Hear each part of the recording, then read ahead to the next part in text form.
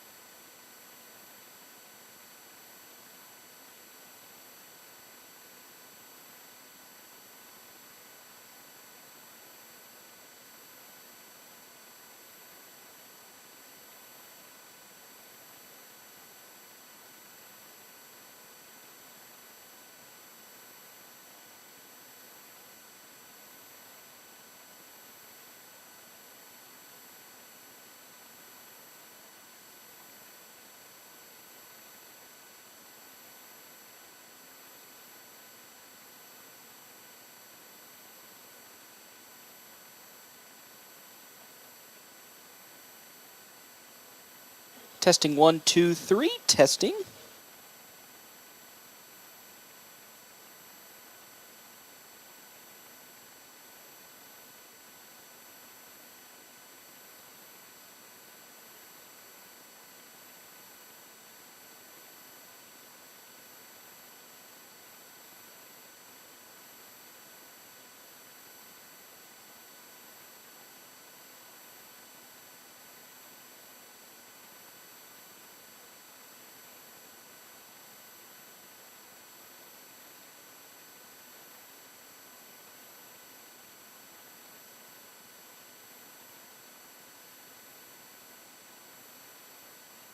The following is a North Platte Post sports presentation. Community is connections. We're committed to ensuring people stay connected to the services they need. That's why we're participating in the FCC's Affordable Connectivity Program. Go to allofiber.com/ACP to learn more. Successfully sold home! Today's game brought to you by Shelter Insurance, Pete Bowles and Brent Rogo, Dave's Place, Pizza Wings and more on East 4th in North Platte. CT Troubleshooters, Premier Toyota, Sandhills State Bank. Wicked fast on North Highway 83. Use your MyPhillips 66 card and save money on gas. And Lindemeyer Law Office. The pitch swung, driven, deep left field. That one looks to be going all the way, and it is absolutely crushed out of the park. Carter Kelly with the first home run of the season for the Nationals, and it was an absolute moonshot to left field. FNBO Baseball, also brought to you by Larry's Glass, the D&N Event Center. Another round in River's Edge Golf Course. Come have another round with them. Great Plains Health and Great Plains Home Care. Larry's RV. Bill Summers Ford Honda Lincoln Nissan. North Platte Public Schools. Willow Creek Embroidery. Quick Stop Convenience Stores. And Runs Up. Let's play ball. FNBO Baseball from FM 98.1 and AM 1410. And live stream video at NorthPlattePost.com. Here's the voice of the Nationals, Paxton Gordon. Welcome here, Duncan Field, everybody. FNBO Nationals taking on 5 Points Bank, Hastings, and the Chiefs in today's action. The Nationals coming off of a Wally-gaggled performance against Holdridge, where they put up 16 runs in 3 innings, 6 in the first, 4 in the second, and then 6 in the third, run ruling Holdridge again in 3 innings. But man, they're going to have themselves a handful here today against, of course, Hastings, a squad that has been known for putting the Nationals, I would say, in a tough spot, but really the Nationals have struggled against Hastings when it comes to taking them on here in Duncan Field. Many games ending with just a 1-run deficit, and you can just take your mind back to last year when the Nationals came here to Duncan Field. It all just came apart in the bottom of the 7th inning when Hastings came back and took down the Nationals in that ball game, when the Nationals had led for a good majority of the said ball game, and then unfortunately let it all crumble away in that bottom of the 7th. Though the Nationals were able to get the revenge in sweet poetic justice of a walk-off double from Race Morkey in their first game against Hastings at home at Billwood Field. Again, Ty Robinson was on over at second base, and then Race Morkey coming up again, pinch hitting. I don't want to say pinch hitting, but subbing in after the start for that game, went the way of Tristan Byer. Morkey went the rest of the way with 5 total innings, picking up the W and the walk-off victory. Also going 3 for 3 in that game. Really a big coming-out party for Race Morkey when the team really I wouldn't say needed the boost, but really needed something from the pitching aspect, because Jack Polk, of course, had that injury against Scotts Bluff a little bit earlier, so he was out for that game against 5 Points Bank Hastings. And so now we come back here with Jack Polk going to get the start today against the Chiefs, who come into today's game looking for revenge. Quick Stop pre-game show is where we sit. 27 locations open 24 hours a day. Quick Stop always open right around the corner, as earlier in today's game, the Junior Nationals took on of course, fortunately for them, the JH Braves here today, which of course are the other team for Hastings, and they lost 9-0 in that ball game. Now fall to 2-15 on the year. Nationals so far this season 13-4 on the year, which is a markedly different start, which is a markedly different start to how things were comparative to last year when the Nationals came in to take on Hastings in baseball action today. It's going to be fun to see. I love me some Duncan Field. Of course, it's in the nice press box here. I'm not going to complain about that one, but the action is always, always, always hot on the field, as the Nationals, again, 13-4, now coming in here today to take on 5 Points Bank Hastings, who currently, at the moment this year, as I got to go find them yet again, is, they always just skirt around me here in in the ye old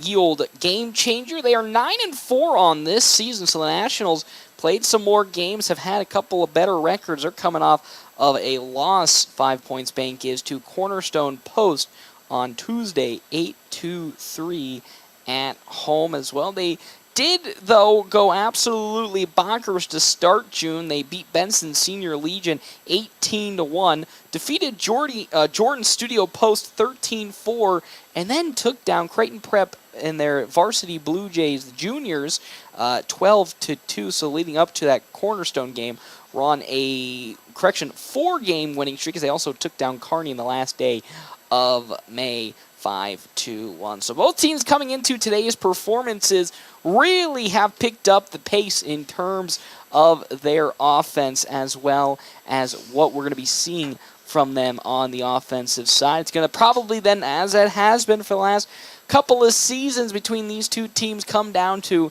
which pitching staff can keep the runs to a minimum and also keep the hits to a minimum in today's game. Yeah, Quick Stop pregame show, 27 locations open 24 hours a day. Quick Stop always open right around the corner. As also, thank you to Kevin McGann and the Fortified Group. Kevin McGann and the Fortified Group, helping Nebraska families as well as farmers and businesses for more than 50 years. Stop by and see Kevin McGann at 621 South Dewey, Suite B in North Platte for farm, crop, auto, home, and commercial insurance. We're just getting the warm-ups out the way here. We come back, we'll have more to talk about here underway. Al's Lock and Safe, keys to the game, and the Groove player. We come back here, FM 98.1, AM 1410, and live streaming, NorthPlattePost.com.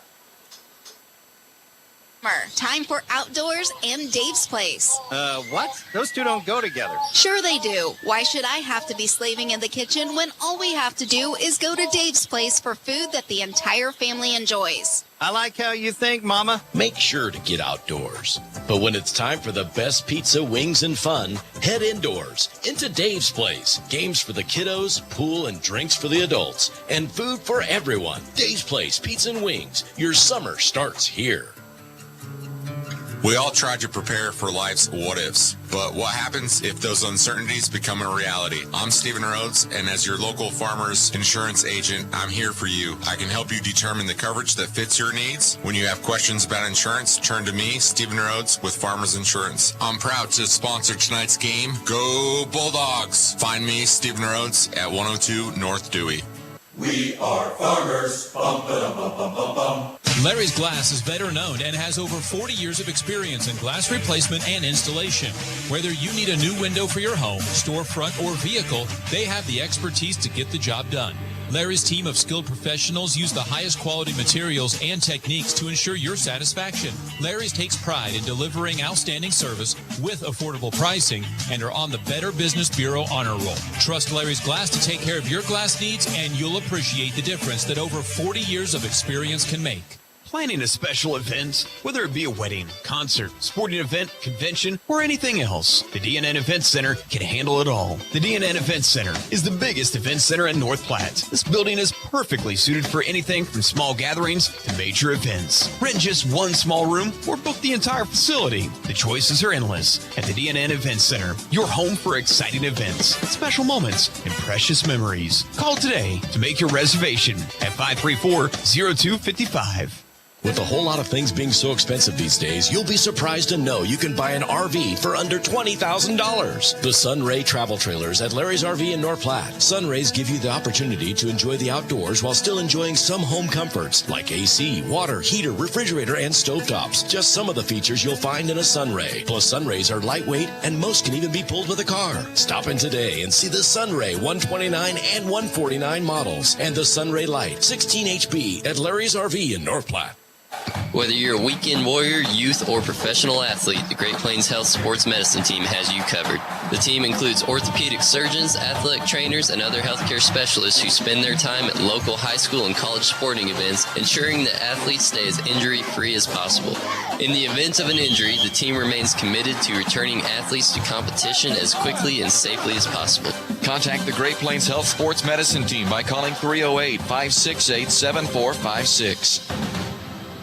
At Allo, we think you deserve the fiber things in life. Like binging your favorite TV shows and movies buffer-free, next level, lag-free gaming, and video calls without frozen faces. So say goodbye to lag and buffering and hello to super fast fiber internet with dedicated 24/7 support for total peace of mind. Plus, no hidden fees, no expiration dates, and no contracts, ever. From dependable service to exceptional support, experience the fiber things with Allo. Visit us at allofiber.com/fiberthings.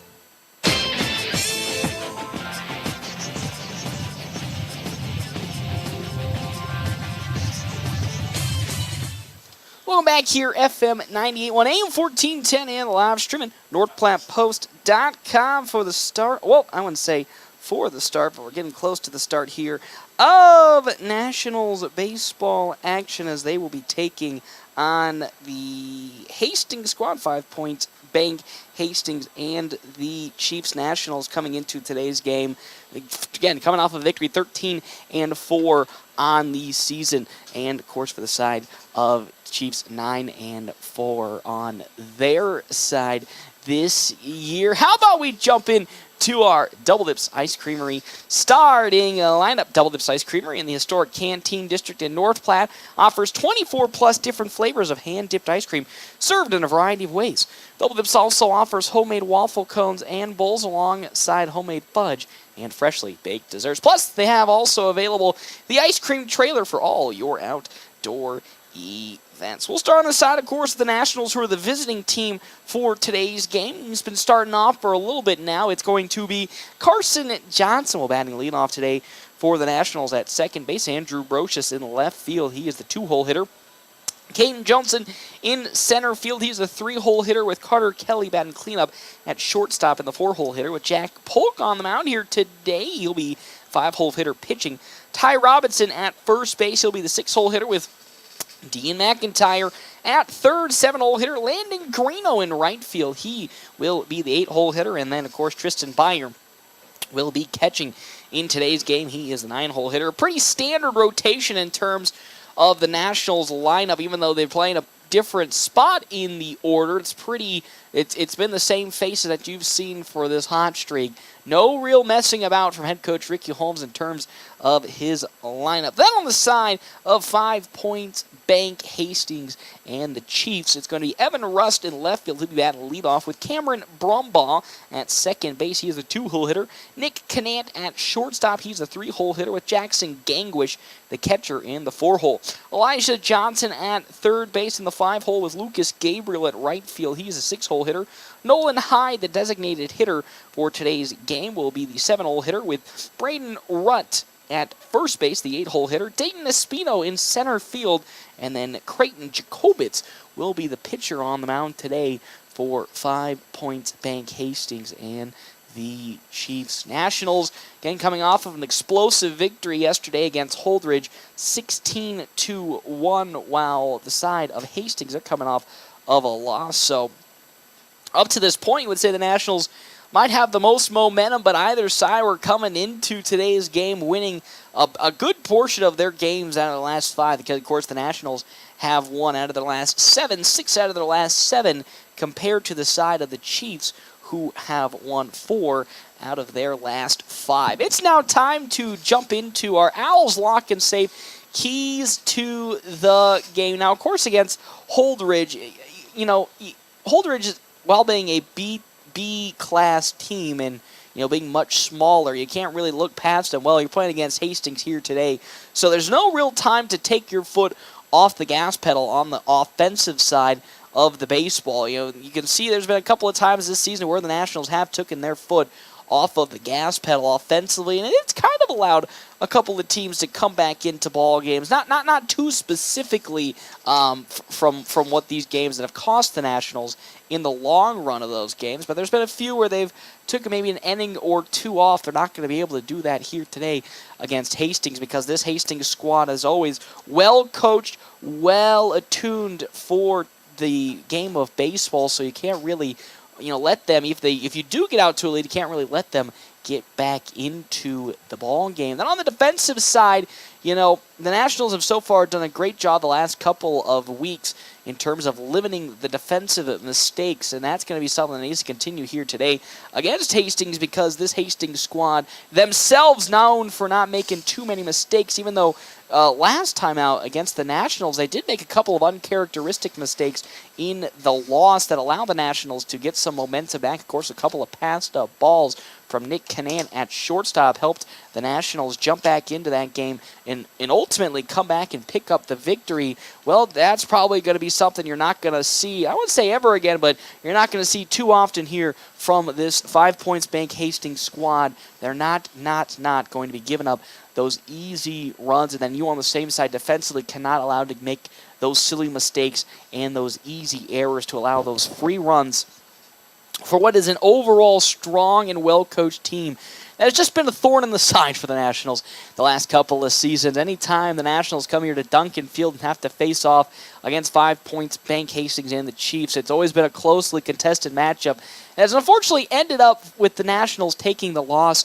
in most of those ball games, but would love to turn, not as they turned around here, but really flip the script and go 2-0 against Hastings this season. They took them down at home in game number 1 between these two squads. Would absolutely love to do the same thing here, this time on the road against Hastings. And it's funny to think that in totality of this season, this is the second away game. You can count going to Rapid City as one big collective away game. Here, this is the official second road game of the season for the Nationals, which is a bit of as I talked about yesterday, a bit of a blessing and a curse, as the Nationals have really gotten a lot of strong momentum playing so many games at home. But the downside to having that style of schedule, you won't be able to then really feel what it's like to go on the road and feel the opposing presence of an opposing homestand or an opposing home crowd. So it's nice to finally start seeing the Nationals get out there. It's of course going to be against one of their toughest opponents all season on the side of 5 Points Bank Hastings and the Chiefs. Well, we'll step aside here as we're getting close to the start of the national anthem. We come back. It'll be game time here between the FNBO Nationals, who are currently 12-4 on the year, and the 9-4 5 Points Bank Hastings Chiefs. We come back here, FM 98.1, AM 1410, and live stream at NorthPlattePost.com. We're always open right around the corner. Quick stop. With your 24-hour convenience store. Fast, friendly, no one gets you more. Gas, food, your favorite drink. Get everything you need in a blink. That's why everybody stops at Quick Stop. We're always open right around the corner. Quick Stop. CT Computer Services of North Platte has laptops for under $300 now in stock. If your computer is running slow, it probably needs a tune-up. Take it to CT Computer Services. The basic tune-up price is only $50 and save more on Tune-Up Tuesdays. CT Computer Services sells both new and refurbished desktops and laptops, and they have laptops for under $300 in stock now. See your IT guys at 905 South Willow or give them a call, 534-3628. Larry's Glass is better known and has over 40 years of experience in glass replacement and installation. Whether you need a new window for your home, storefront, or vehicle, they have the expertise to get the job done. Larry's team of skilled professionals use the highest quality materials and techniques to ensure your satisfaction. Larry's takes pride in delivering outstanding service with affordable pricing and are on the Better Business Bureau honor roll. Trust Larry's Glass to take care of your glass needs, and you'll appreciate the difference that over 40 years of experience can make.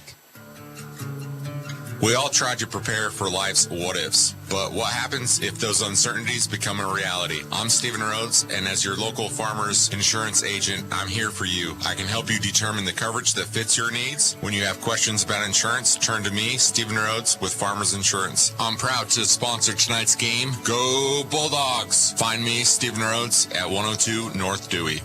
We are farmers. Bum, ba-dum, bum, bum, bum, bum. Check out Runza's Spicy Barbecue Bacon Burger. Whew, that's a tongue twister. Say that 5 times fast. Runza's Spicy Barbecue Bacon Burger. Runza's Spicy Barbecue Bacon Burger. No, I didn't actually. Runza's Spicy Barbecue Bacon Burger. Try Runza's Spicy Barbecue Bacon Burger with barbecue sauce, jalapenos, bacon, pepper jack cheese, and crispy onion strips. Runza's Spicy Barbecue Bacon Burger. Runza's Spicy Because Barbecue from the way we make it to the way it makes you feel, Runza makes it all better. Mid-Plains Community College is the right choice to transform your future. With a variety of educational formats, including face-to-face, distance learning, online, and hybrid options available, your future career is waiting for you. Fall classes begin on August 21st, so give us a call today at 800-658-4308 to get scheduled with an advisor. That's 800-658-4308, or visit our website at mpcc.edu.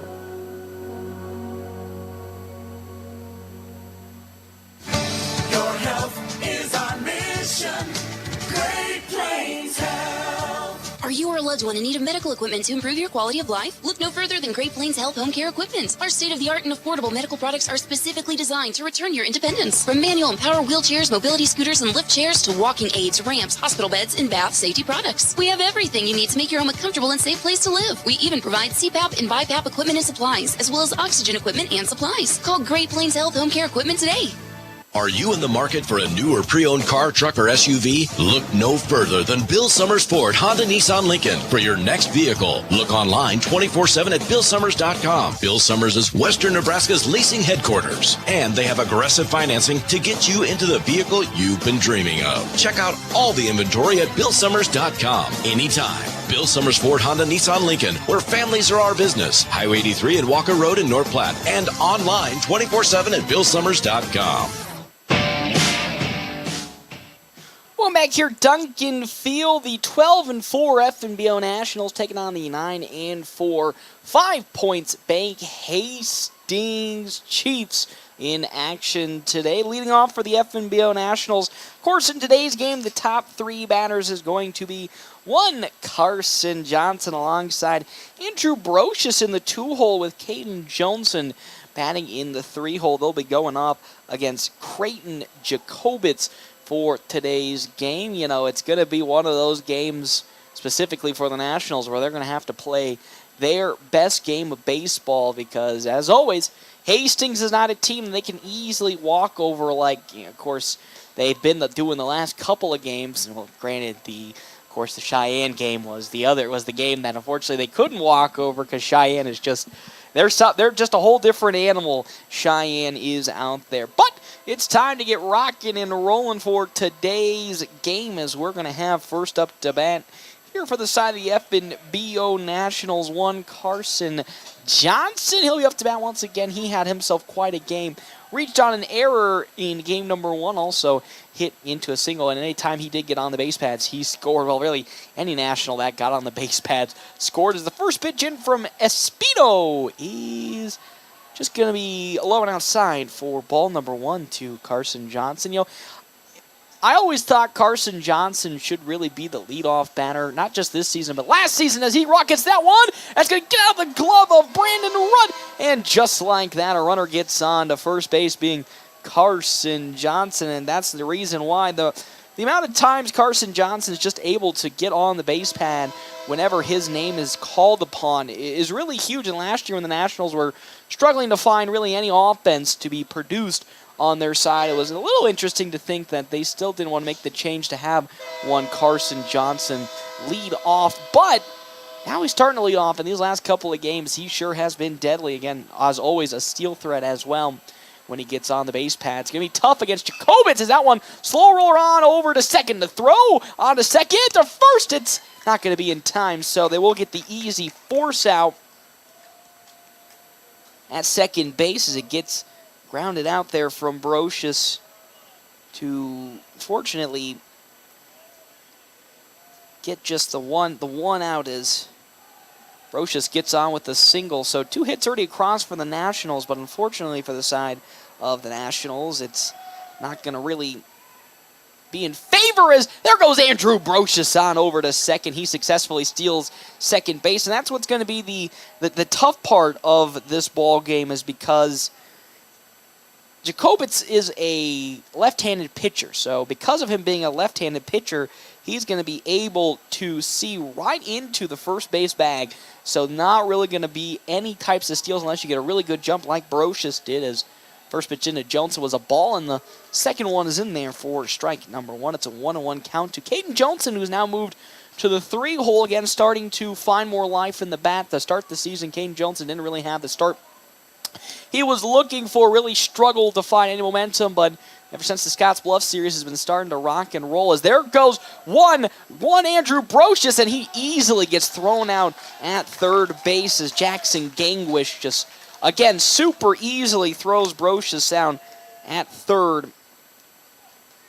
And we talked about it last time for the Nationals as well with head coach Ricky Holmes was, it was tough to really test the arm of Jackson Gangwish, or not test, but really convert on the steals because Jackson Gangwish was doing such a fantastic job of catching the Nationals batters out and did so once more as that's going to be fouled off the bat of Johnson for yet again a 1-2 count. So what could have been a strong start for the Nationals with runners on the base paths has turned into now 2 outs here in this top of the first inning. Kane Johnson up to bat. Carson Johnson again got easily grounded out when he tried to, when Brocious singled, and he got picked off at second, and then Brocious trying to steal on over to third, gets picked off. The throw, a nice single, but doesn't get there in time as Elijah Johnson's able to get it to Braden Rutt in time, and that's how this top of the first inning comes to an end for the Nationals. It was looking good. They did have somebody on the base paths before, unfortunately, for the side of the FNBO Nationals. They got picked off, and the inning now comes to an end as we head to the bottom of the first inning. Tied up here. Nothing, though the Nationals did get 2 hits across. We'll see how Jack Polk is able to continue off of a very, very strong start in the Rapid City tournament. Can he continue that here against 5 Points Bank Hastings? When we come back here, FM 98.1, AM 1410, and live stream at NorthPlattePost.com.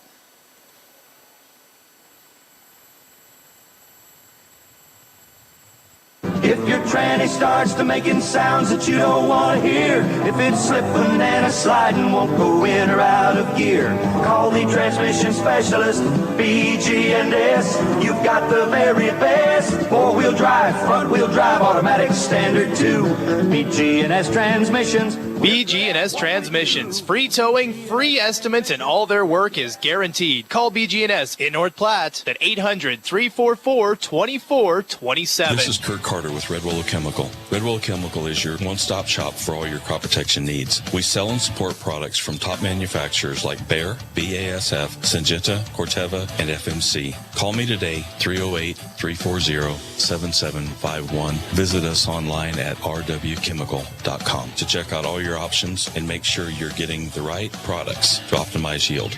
Growing relationships one crop at a time. Red Willow Chemical.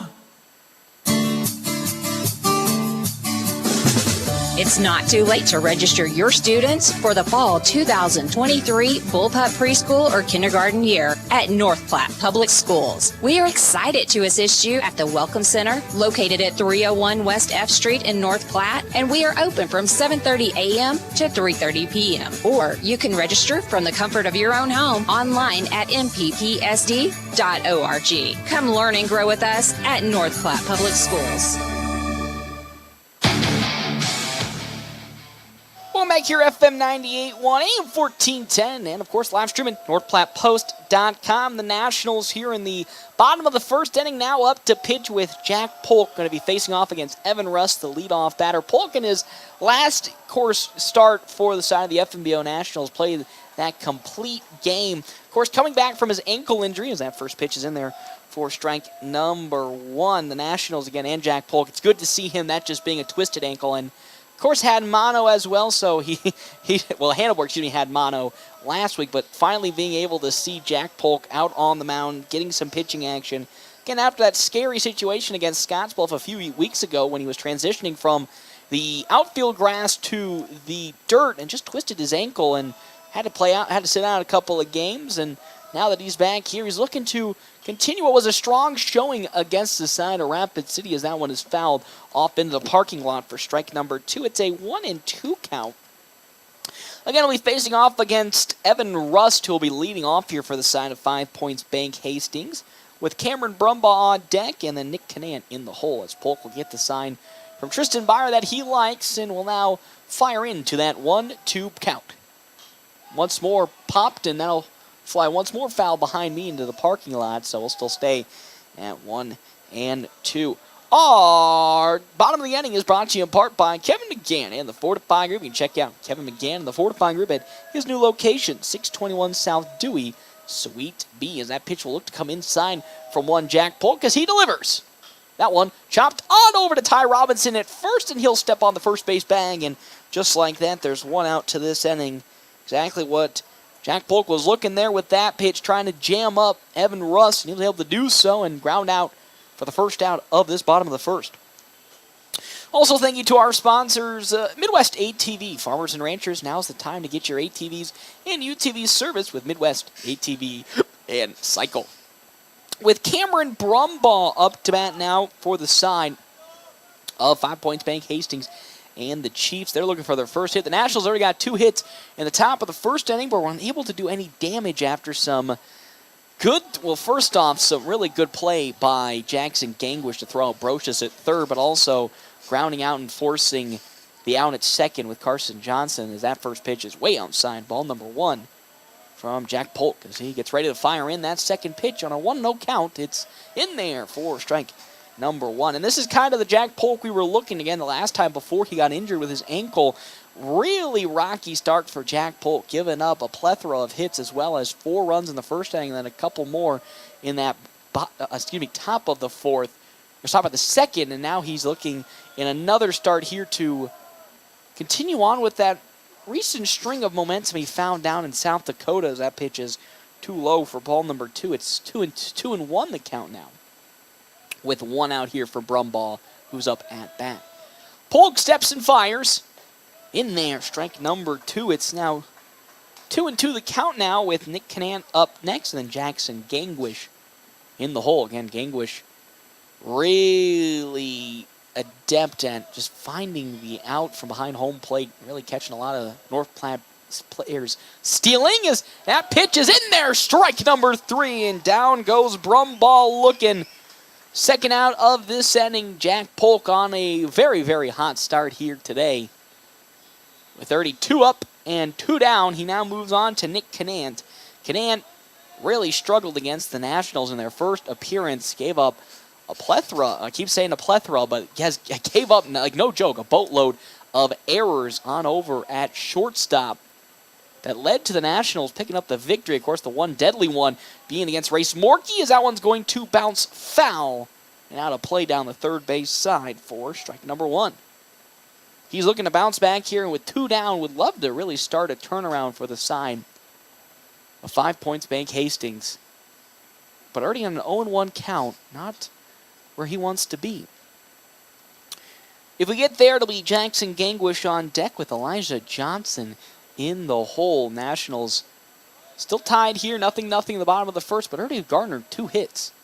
As Polk gets a sign from Byer and delivers now the 0-1 pitch. Off speed, way inside, almost hitting the face of Canant. As he avoided it, it's now 1-1 the count. It's now 2 pitches here for Jack Polk on the off speed that have been way up in the zone. He might go back to that fastball as time's called for Canant to step out and take a deep breather and now step back in. 2 are out here in this bottom of the first with Jack Polk looking for the quick 1-2-3. He steps and fires the 1-1. That one driven on out to left field as back goes Andrew Brocious. It's going to fall over his head, and that's going to get all the way to the wall. So Canant might go for the triple. He is going for the triple as Carter Kelly tried to get it in. Well, actually, Canant take a nice stop on over at second base. So that's a 2-out double from Nick Canant as it gets all the way out to the fence line, and or the brick wall. Is not the fence line here, the brick wall. And with that, there's 1 runner on for Hastings to bring up Jackson Gangwish. Again, Gangwish, not just this season, but last season has just been a terror for the Nationals behind home plate.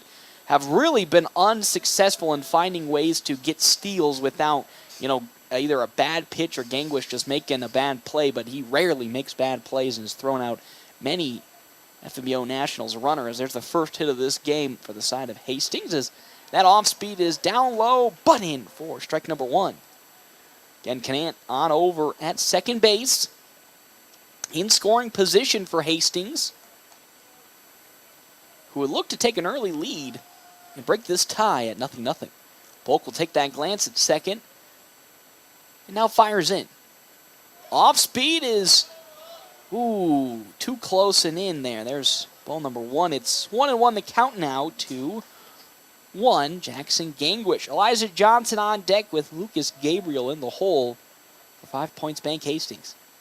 Glance at second from Jack Polk once again, and now here comes the 1-1. That one, slow grounder, that might and will get up into center field for a base hit. They're going to bring Canant on home. The throw is beautiful on money. Does he get the tag on the foot? He does. What a play from Tristan Byer, just tagging Nick Canant's foot right as he got past Byer and before he got home. And yet again, the Nationals show off the defensive arms in the outfield, even though it was a single on the side of Gangwish. Getting thrown out at home was the side of Nick Canant. And we head now to the top of the second inning. Still tied here, 0-0. We come back here, FM 98.1, AM 1410, and live streaming, NorthPlattePost.com. Stand out from the rest, so why not establish yourself with exceptional personalization from Willow Creek Embroidery? Have you heard they have men's jeans up to waist 60, shirts and jackets up to 6XL, and they are expanding on their in-stock big and tall every week. They also are the area's only authorized retailer of Cubbies, a customizable handmade plush toy. They also sell gift cards, perfect for any birthday or special event. See you soon at 1620 East 4th Street, Suite 120, right by the Garys.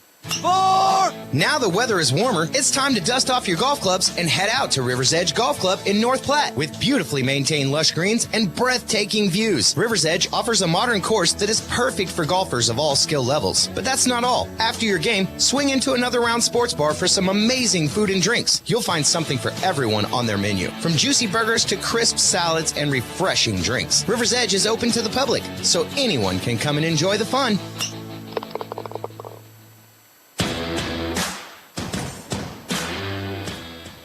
Welcome back here to the top now of the second inning. Nationals tied up with 5 Points Bank Hastings. 0-0. That's no runs, 2 hits, no errors for the Nationals. No runs on 2 hits and no errors for 5 Points Bank Hastings and the Chiefs. Again, a beautiful out from the side of Caden Johnson in center field, chucking it on back to home plate, and just barely Tristan Byer getting his glove on the foot of Nick Canant as he slid into home to get the third out of the inning and save the Nationals from getting a run scored against them. So now we head to the top of the second, all tied up here with Carter Kelly now up to bat. Again, our top of the second inning is brought to you in part by Kevin McGann in the Fortifying Group. You can check out Kevin McGann in the Fortifying Group. His new location, 621 South Dewey, Sweet B. He gets into center field on the hit from Carter Kelly. A nice little blooper out to center, gets it down. And just like that, one pitch, one runner on for the Nationals, and it's Carter Kelly to now bring up Jack Polk to the plate here. Again, Carter Kelly, not known for his speed, really at this point wouldn't want to test the arm of Gangwish after showing he can throw out Andrew Brocious pretty easily. Brocious was trying to steal second to third, as first pitch in from Jacobitz is outside for ball number 1. Also, big thank you to Farmers Insurance Agent Stephen Rhodes. Farmers Insurance Agent Stephen Rhodes has the knowledge and experience to help you better understand your coverage options for auto, home, renters, business, and more. Jacobitz glances at first and delivers the 1-0, and will now make it 1-1 as that finds its mark inside for strike 1. Ty Robinson up deck with Dean McIntyre in the hole, and if you didn't join us yesterday for our post-game show, some good news on the injury front for the Nationals, as it's going to be Blaze Zeiler getting his cast taken off this weekend, so he will be eligible to start returning to play here soon for the Nationals. Again, the big speed threat for the FNBO Nationals. I think he broke the record last season for most stolen bases in a season, as Jacobitz sets and fires. There goes Carter Kelly. There's really nobody at second, but yet again, there is Jackson Gangwish getting the out at second. As once more, a runner is caught stealing, and what was looking like a good opportunity for the Nationals to get a runner in scoring position with Carter Kelly at second turns disaster as he gets caught stealing. Head coach Ricky Holmes not too happy about that, as I believe he wanted Jack Polk to at least swing on that pitch to allow Kelly to get to second if possible. But now there's one down in this inning, and it's a 1-2 count now to Jack Polk as Jacobitz fires.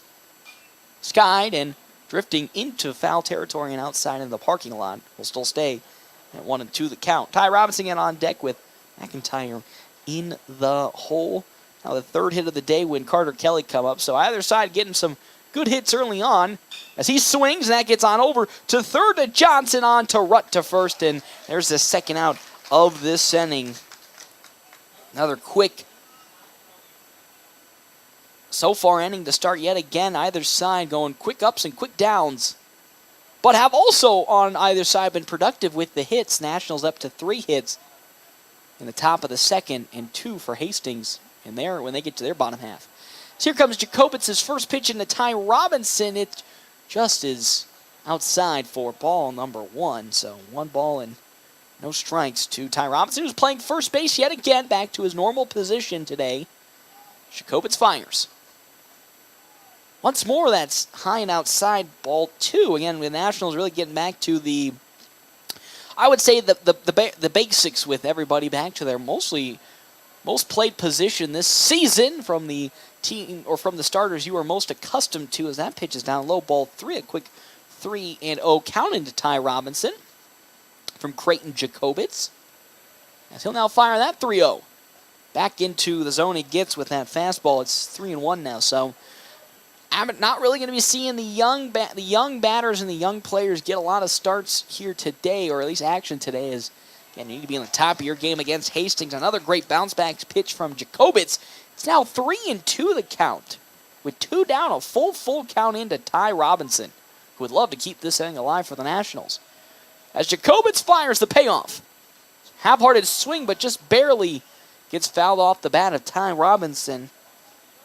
Still stay at 3-2. Ty Robinson not too confident with that swing, but was able to at least get some contact in it to keep the at-bat alive.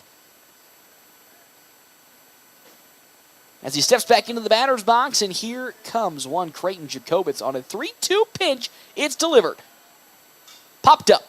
Drifting on over to first, and it might actually fall out of play, and it will just barely fall out of play there for still a 3-2 count. As Ty Robinson having given Creighton Jacobitz the most trouble he's seen today. He's up to 21 pitches, 15 strikes, and only 6 balls for this early start from Creighton Jacobitz against the Nationals. So we're still at a 3-2 count as Jacobitz will step off and take a breather and reset. Here comes Jacobitz, 3-2 pitch.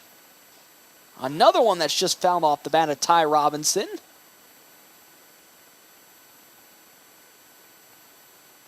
As time's going to be called for catcher Jackson Gangwish. He took that one a little errantly off the bat of Ty Robinson.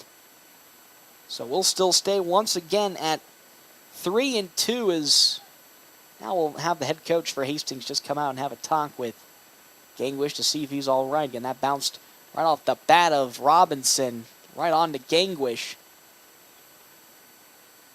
Seems to be okay, so we'll still keep going with Jackson Gangwish. Just probably needs to catch his breath and walk around and stretch it out a little bit. 3-2 with 2 down here against Ty Robinson. As Robinson would love to keep the inning alive for the Nationals and record their 4th hit.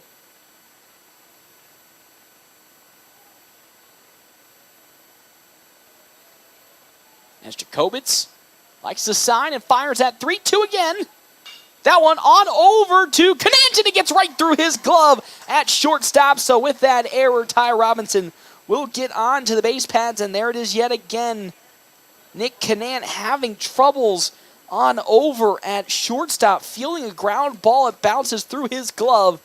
And just like that, Ty Robinson gets on to first base to bring up Dean McIntyre to bat here against Creighton Jacobitz. Ty Robinson most certainly will not go stealing on this at-bat as McIntyre swings and misses for strike number 1. It's been kind of a running theme here for the Nationals when they play 5 Points Bank Hastings, as Canan at short just has trouble fielding any at-bat that the Nationals fire his way, as McIntyre once again swings for strike number 2. It's 0-2 the count now for the young third baseman with Robinson at first. Jacobitz fires. That's down low and in. Ball number 1 to Dean McIntyre. 1-2 the count now with Ty Robinson at first base. National threatening to at least continue this inning with a hit from McIntyre. 1-2. Swing and a miss. There's strike number 3. And just like that, the inning comes to an end. Nationals were able to get no hits across, but did reach on an air. Actually, got one hit across with Carter Kelly to lead off the inning, but unfortunately couldn't get anything to happen from that point on. We head to the bottom of the second. Nationals tied up here with 5 Points Bank Hastings. Nothing and nothing. We can come back here. FM 98.1, AM 1410, and live streaming, NorthPlattePost.com. Sandhill State Bank is a bank for Sandhillers. Families, entrepreneurs, teachers, nonprofits, farmers, nurses, contractors, ranchers, stylists, artists, retailers, professionals, outfitters, restaurateurs, mechanics. It takes all of us to make the Sandhills prosper, and Sandhill State Bank is here to help. Open an account today at sandhillstate.com/open or visit one of our 10 locations across the Sandhills to start growing the Sandhills together. Sandhill State Bank, member FDIC. CT Computer Services of North Platte has laptops for under $300 now in stock. If your computer is running slow, it probably needs a tune-up. Take it to CT Computer Services. The basic tune-up price is only $50 and save more on Tune-Up Tuesdays. CT Computer Services sells both new and refurbished desktops and laptops, and they have laptops for under $300 in stock now. See your IT guys at 905 South Willow or give them a call. 534-3628. Well, back here to Duncan Field. We're in the bottom of the second inning. Nationals all tied up here with 5 Points Bank Hastings. 0-0. 0 runs on 3 hits and no errors for the Nationals. No runs on 2 hits and 1 error on the side of 5 Points Bank Hastings, with Elijah Johnson, the third baseman, up to bat. Yet again, that lone error coming off of Nick Canant having the ball get passed up on the grounder to him an inning ago against Ty Robinson. And now Jack Polk would love to continue the scoreless streak he's been on here against, yet again, another strong hitter in Elijah Johnson. He'll get the sign from Byer that he likes and step into his first pitch. As Johnson thought about laying the bunt down, but pulls back, but it's a strike either which way as it finds the zone for, again, strike number 1. It's 0-1 the count now. Now Ty Robinson going to be playing up in the turf, the infield turf, just in case Johnson wants to try again with the bunt. The 0-1. Ooh, pitch is way down low and outside. Ball number 1, 1-1 the count. Our bottom of the second inning is brought to you in part by Kevin McGann and the Fortifying Group. You can check out Kevin McGann, the Fortifying Group, his new location. 621 South Dewey, Suite B, alongside Clear Focus Eye Care. As Polk likes the sign from Byer, and now will deliver that 1-1 pitch. Popped up, drifted on over to right field. In comes Landon Greeno, and it falls just in front of him for a base hit. So that's a single for the side of Elijah Johnson here in the bottom of the second inning. Again, Clear Focus Eye Care, specializing in preventative eye care, dry eye treatment, and vision therapy. Schedule your appointment here today, as there's the third hit of this ball game for the side of 5 Points Bank Hastings. And now Jack Polk and Tristan Byer will have to be aware of Elijah Johnson on the base paths, just to make sure he doesn't steal, with Lucas Gabriel now hitting for the side of the Chiefs as Polk glanced at first and delivers. Low and outside, ball number 1 to Gabriel. Wind is basically non-existent. It had started to pick up a little bit before first pitch action, which was at 7:23 today, but has it completely died away to have no effect in this game so far, with again Elijah Johnson at first. It's Polk now with his 1-0. That's around the knees, but just too low. There's ball 2. It's 2-0. Again, Polk in these last couple of batters trying to work around the knee area for a lot of his pitches. Haven't been too successful in terms of finding the zone, but has been successful in generating ground outs.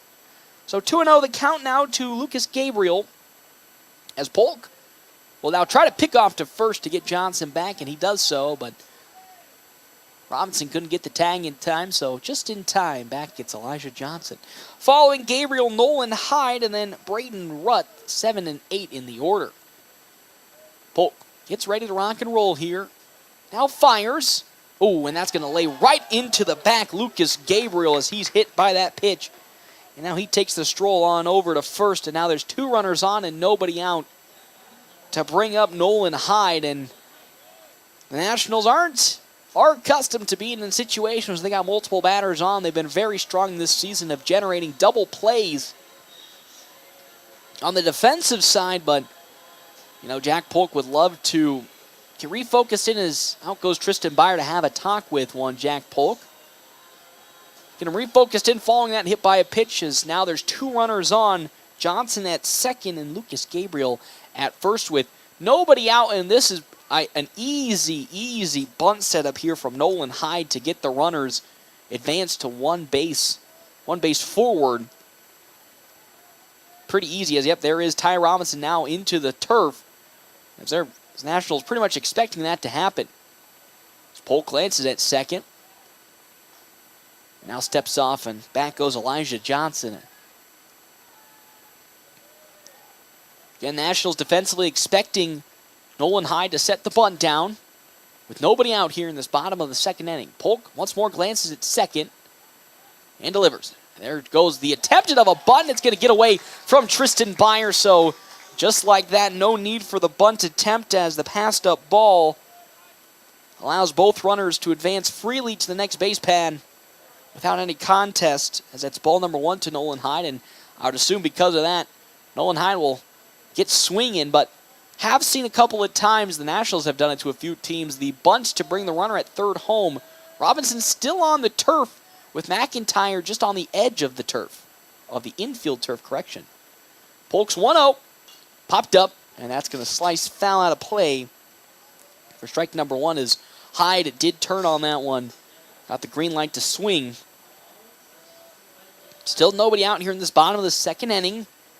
Nationals tied up here with 5 points. Bank Hastings, 0-0. Polk gets a sign from Byer. Here comes his 1-1. Once more, that's fouled off the bat of Nolan Hyde for strike 2. Now Polk in a better position at 1-2 in the count.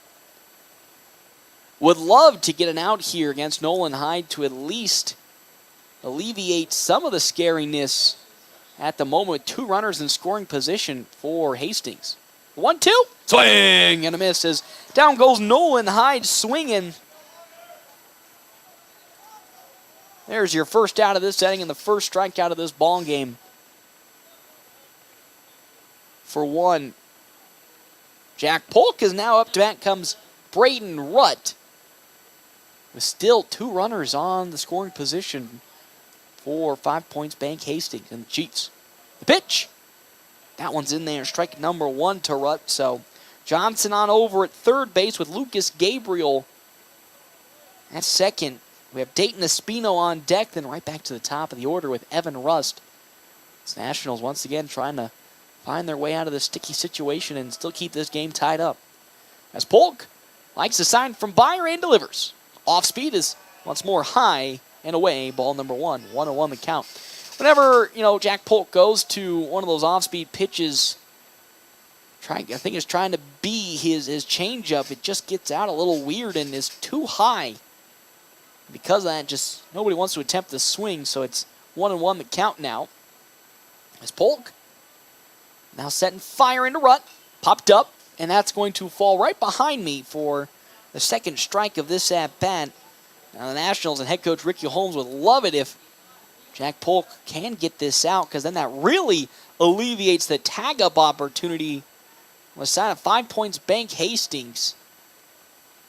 As if it gets into the outfield for a fly ball, 1 run will most certainly score. As here comes the 1-2. That one pulled up on over to right field as Greeno's coming on for it. He's going to glove it. They're going to send Elijah Johnson on home. The throw home. Not in time, and just like that, the first run of this ball game will come across on the side of 5 points Bank Hastings on the sacrifice fly. And just like that, it's a 1-0 ball game now in favor of Hastings. As Dayton Espino now comes up to bat. Espino last hitter, the 9-hole hitter today for Hastings before we get back to the top of the order.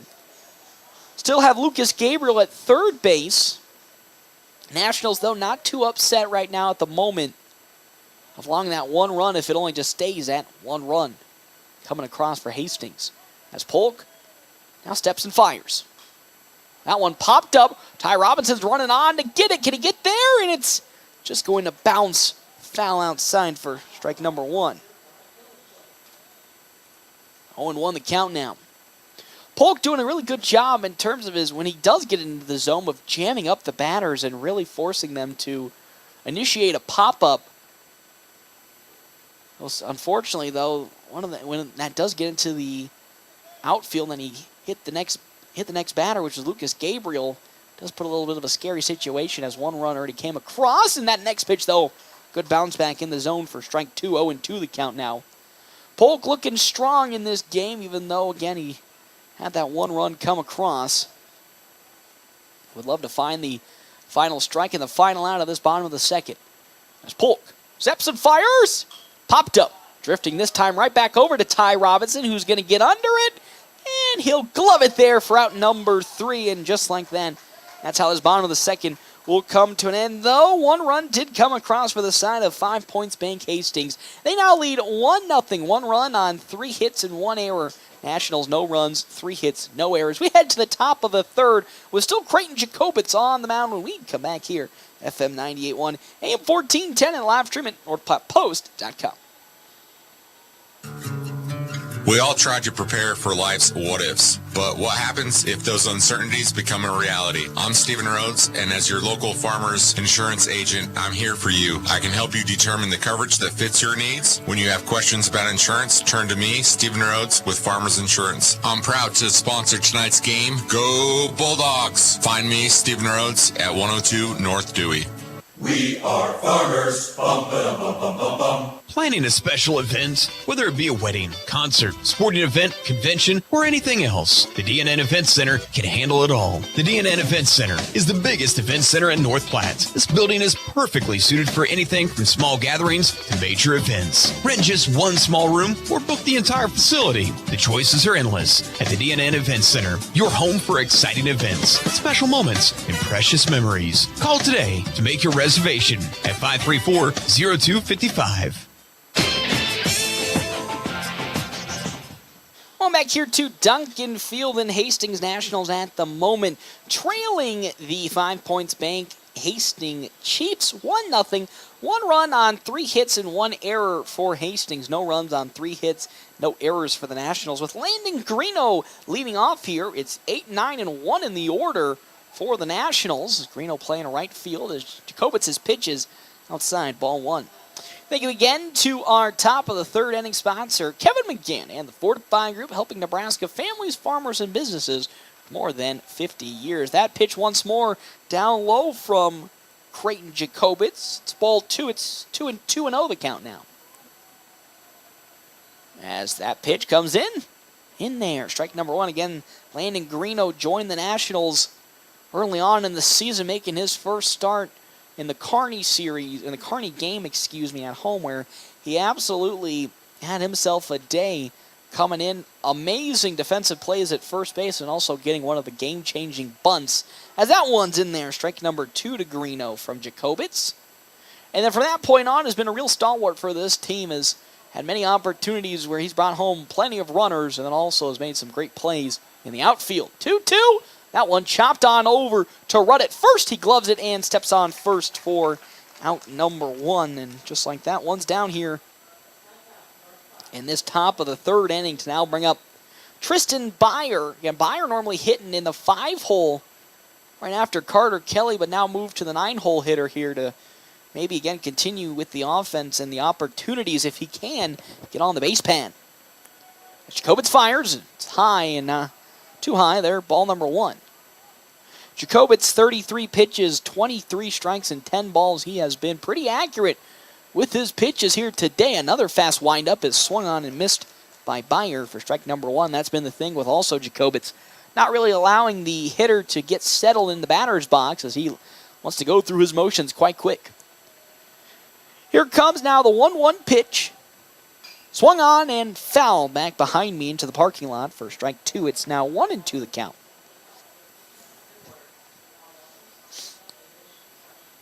One and two with one out here. Hastings leads 1-0. Jacobitz shakes off a couple of sides and likes that one from Gangwish and fires away. Oh, just down low there for ball number 2. It's 2-2 the count now, with one out and nobody on for the Nationals here. Here comes Jacobitz now. 2-2 pitch. Swung on, slow chopper. That's going to get into the left field for a base hit. And with one out here, Tristan Byer does exactly what he was tasked of doing as the 9-hole hitter gets on. And now bring up Carson Johnson to the plate. It's the 4th hit of this ball game for the Nationals. As now Johnson comes up to bat. He singled in his first plate appearance, but was forced out at second when Andrew Brocious was up to bat. So Tristan Byer at first base. Don't know how much the Nationals love to test the side of Gangwish's arm as that pitch is in there. Strike number 1 from Jacobitz. Again, Gangwish so far today has successfully thrown out 2 batters trying to steal. Nationals did get 1 successful stolen base from Andrew Brocious to second, as Jacobitz glances at first and fires. Way outside of that pitch. There's ball number 1, 1-1 the count now. Byer again does have the legs to do so, but it's so difficult against a left-handed pitcher that can just stare directly at you and force you to walk back. As Jacobitz likes that sign from Gangwish, he'll glance again at first and deliver. One other pitch high up. There's ball 2, really throwing the pitches around the zone to confuse one Carson Johnson. But Johnson doing a great job of not swinging on any of them. It's 2-1 now for the leadoff batter, as Jacobitz fires. That one just barely creeping in to the outside part of the plate for strike 2. It's now 2-2 the count. Again, Johnson singled in his first plate appearance of today's ball game. Would love to do it again and keep this inning going. The 2-2, there goes Tristan Byer. It's a high pitch as Byer will slide into second, and he will make it there safely. So, second successful stolen base of this ball game for the Nationals, and allows Tristan Byer to get the second, as now time's going to be called as Byer was slow to get up, and coach was going to take a check to see if he was all right. He is all right. So, it's 3-2 with one out now to Carson Johnson, with a runner in scoring position, Byer at second, so a single into the outfield would bring the runner home. 3-2, one out. Jacobitz glances in at Gangwish to get the sign. Likes what he sees. Glances at second. Here comes a 3-2. That one, little looper on out to Canant, who gloves it. The quick throw to first, and it will get there just barely in time as Johnson was speeding down to first base. That'll at least get the second out of this inning, but will advance the batter on over to third to now bring up Andrew Brocious. He singled in his first plate appearance, but unfortunately singled to second, which allowed Hastings to get an easy out, an easy force out in his previous at-bat, but with 2 down, would love to get one in the outfield to bring Tristan Byer home and tie this ball game up 1 apiece. As here comes Jacobitz's pitch. It's down low and in for strike number 1. It's 0-1 the count now with 2 down. Following Brocious, Caden Johnson, and then Carter Kelly was at bat to lead off last inning. Jacobitz now will glance on over at third to Byer, and now fire the 0-1. That one will get into center field for a base hit. There's Andrew Brocious yet again, already getting a multi-hit game in, and we're not even to the top of the 4th inning, and that will score a run for the Nationals. It's tied 1 apiece as he now makes his way over to first. 1 run on 5 hits, no errors for the Nationals. 1 run, 3 hits, 1 error for 5 Points Bank Hastings with Andrew Brocious at first. Caden Johnson up to bat. He unfortunately grounded out in his first plate appearance to third, as he will bounce that glove off of Jacobitz. Great glove by Canant, and they'll step on second. and get the out. And just like that, that inning comes to an end, and the scoring opportunity finishes for the Nationals. Not before they did get one run across. We now head to the bottom of the third inning. Nationals now all tied up here with the Chiefs of 5 Points Bank Hastings. 1-1 when we come back here. FM 98.1, AM 1410, and live stream at NorthPlattePost.com.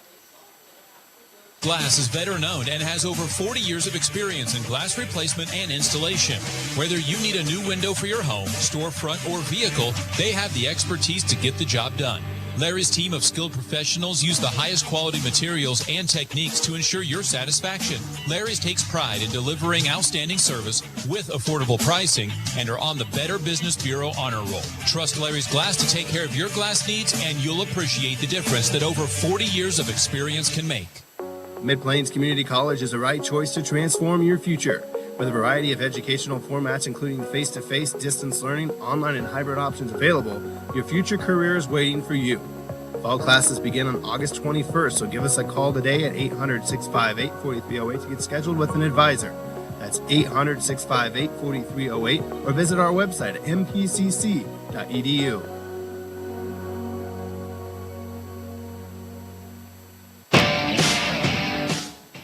Going back here to the bottom of the third inning, Nationals at the moment tied up here with Hastings. 1-1.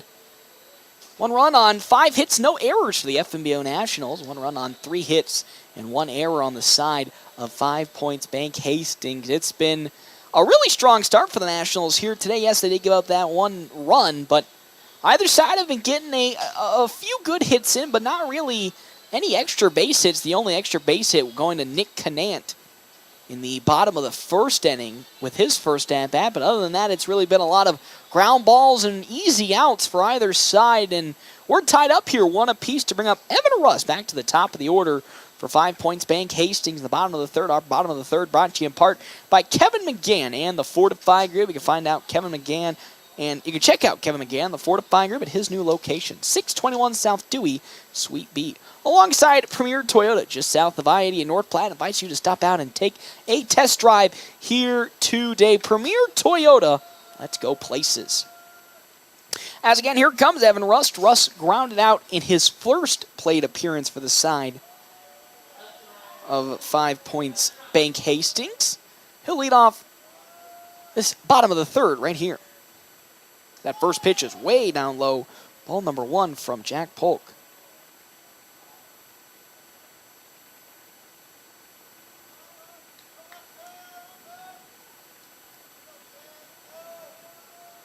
As now here comes the next pitch in from Jack Polk, looking to bounce back. And he bounced back in a great way as it finds the zone for strike number 1. It's now 1-1 the count. Following Russ, Cameron Brumbaugh, and then, of course, as I earlier stated, Nick Canant. The 1-1 pitch popped up. That one's going on over to Carter Kelly at short. He gets under it and easily gloves it for the first out of this inning. And yet again, Jack Polk back to the same Jack Polk we love to see, getting those easy pop-ups. And with 1 down, here comes Cameron Brumbaugh. He struck out looking in his first plate appearance. It was the first strikeout of the game for Jack Polk. As Polk now will look yet again to the quest of a quick 2-up, 2-down against 5 Points Bank Hastings. Shakes off a couple signs from Tristan Byer, but finally settles on one he likes and delivers. That pitch outside on the fastball, ball number 1. Polk is again getting back into that rhythm that we've been loving to see, and really started to shine in the South Dakota tournament. Oh, as that pitch is tight inside. Ball number 2 almost hitting Cameron Brumbaugh, but not succeeding in hitting him in that end, so he'll now go up with a 2-0 count this time about. Polk went with that off speed. Just couldn't find the mark again. The 2-0. High and tight inside. There's ball 3 to Cameron Brumbaugh, who's now looking potentially at a walk here with 1 out. As he sets, Polk does and likes what he sees, and will now fire in that 3-0 pitch. in there. Strike number one on the outside part of the zone, but just enough in the batter's box to get called for strike one. It's 3-1. Polk's done a good job again of working around the perimeter in this game so far on either the fastball or his changeup. And now the 3-1. That one's fouled off the bat there of one Cameron Brumball. And just like that, we're back to a full count now. It was 3-0 in favor of Cameron Brumball. And now here we are at full count 3-2 with one out. Polk would love to get his third strikeout of this ball game and get two down in this bottom of the third inning. As he steps and likes what he sees from his catcher Tristan Byer on the side and delivers that 3-2 pitch. Just fouled off the bat of Brumball, which was way out the zone, but he was able to connect on it, so we'll still stay at 3-2 the count now. Nick Canant up to bat for the side of 5 Points Bank. Hastings on deck, and then Jackson Gangwish in the hole if we get that far. Once again here in this bottom of the third. Polk steps and fires that payoff 3-2.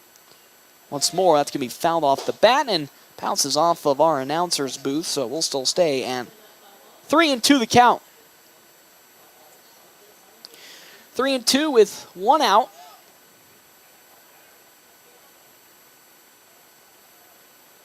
Nobody on, one down. Polk steps and fires another payoff.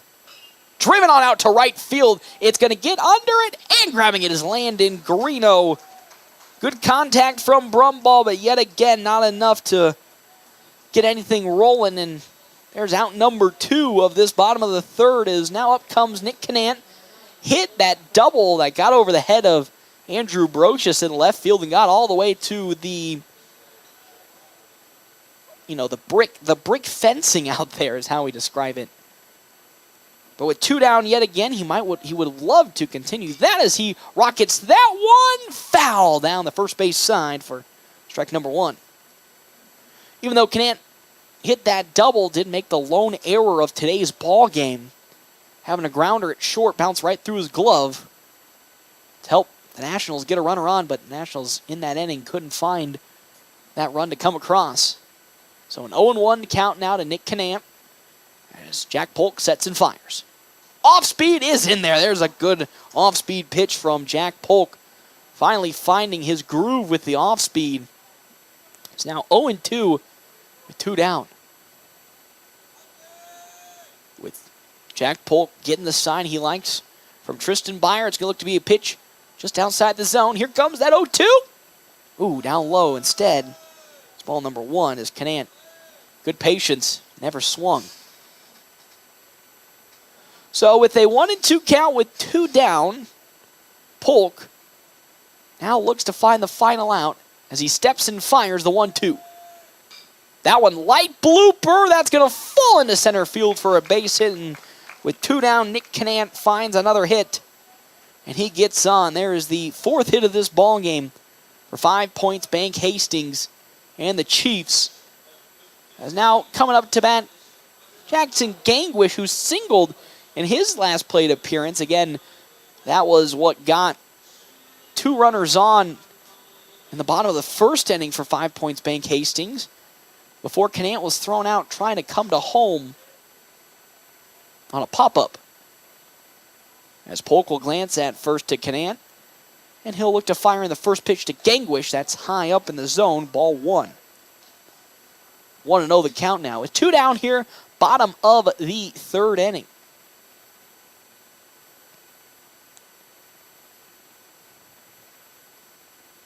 As Jack Polk get the sign and glance once more at first. Canant takes another step, and the pickoff attempt does get Canant back. It's 1-0 the count with, and two down here.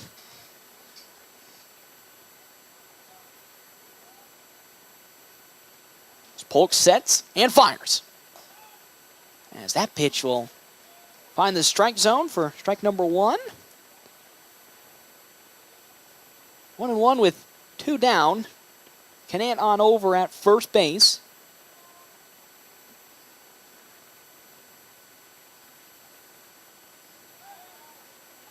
Another pickoff attempt gets Canant back, but just barely.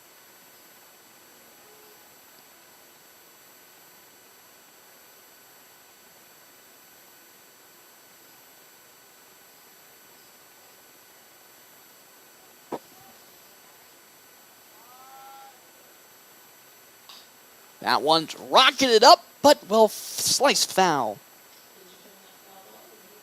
On the first base side, it's 1-2 with 2 down yet again.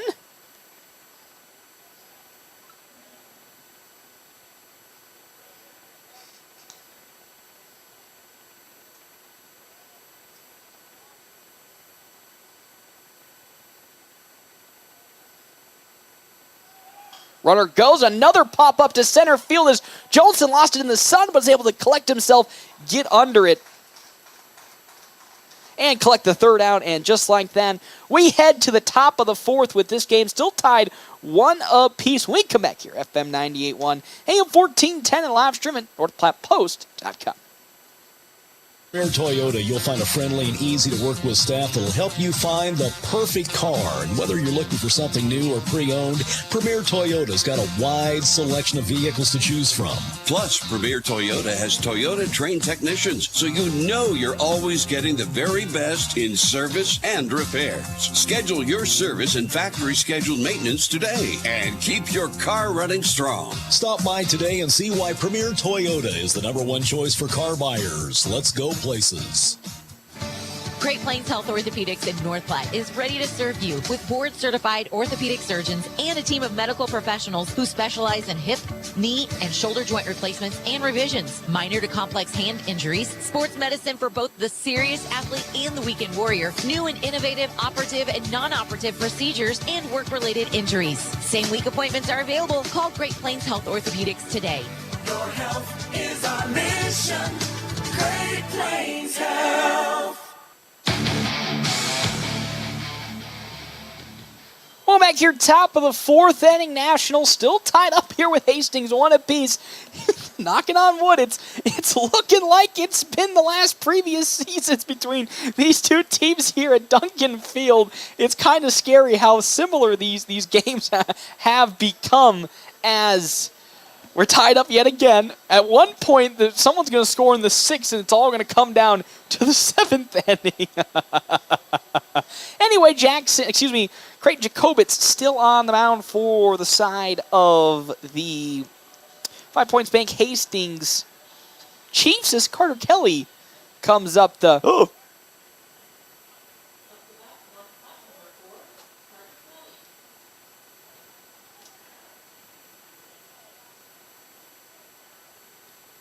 As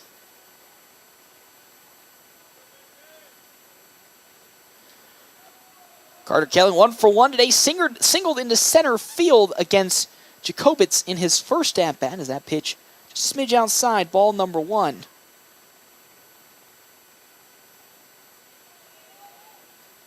Wide into right field, it's going to go, and it's going to get into the gap in right. It's going to get past the right fielder, Lucas Gabriel, and with that, Carter Kelly will slide in for a double.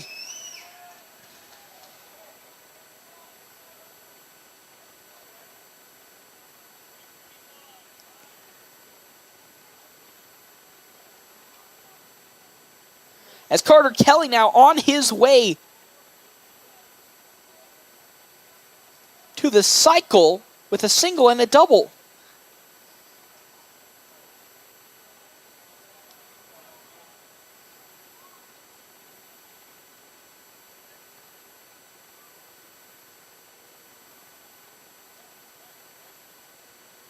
As Kelly at second, Polk showing bunt, pulls back. That's inside, ball number 1. So 1-0 the count into one Carter Kelly.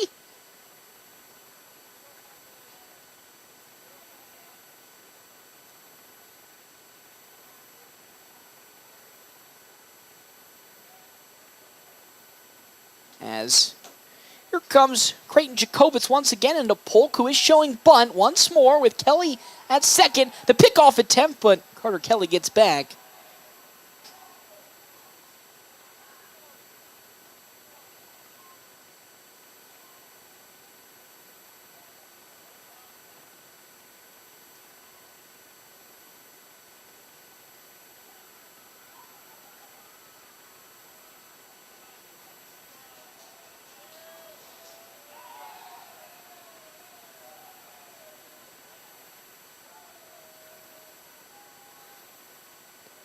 As once again they try to pick off Carter Kelly. It's a 1-0 count. We're going to have a talk from the infield now.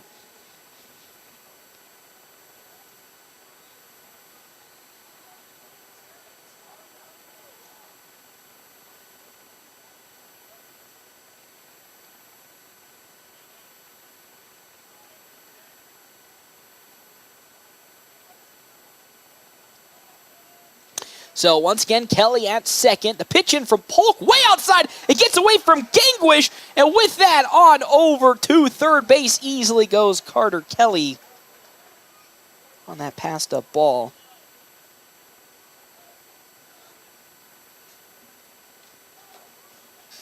It's 2-0 with nobody out. Now Carter Kelly in scoring position for the Nationals at first base.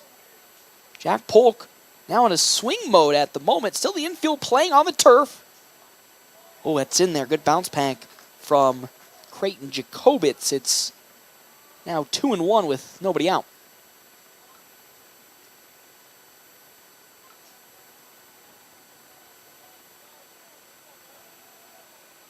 As Jacobitz now will try to get the side from Gangwish. He shook off a few and now is ready to rock and roll. The 2-1. Swing and a miss from Jack Polk there for strike number 2. It's 2-2 the count now with nobody out, which is a good thing. So even if the Nationals and Polk get out here, still 2 opportunities to bring home, or even more opportunities to bring Carter Kelly home at third base. It's Creighton Jacobitz now up to 50 pitches here in the top of the 4th. It's a 2-2 count. The pitch. Ooh, tight inside. There's ball 3 to Jack Polk. It's 3-2 the count now.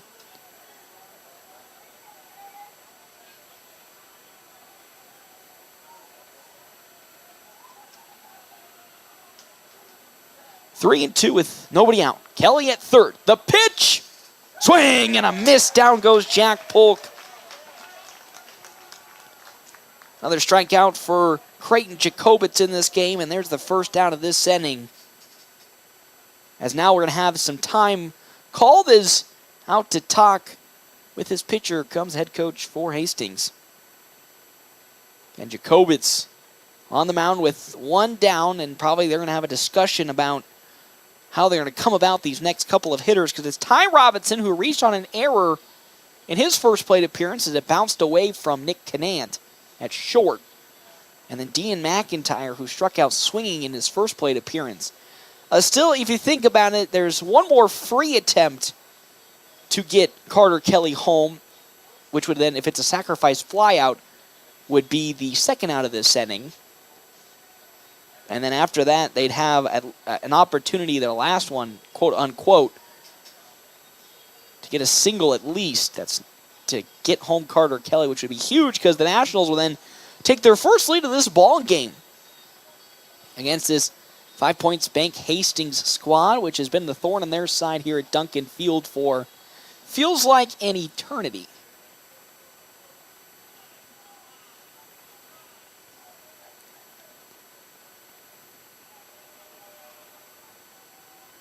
It's first pitch is in here to Ty Robinson. Once again, the infield is playing up. Carter Kelly not known for his quick acceleration.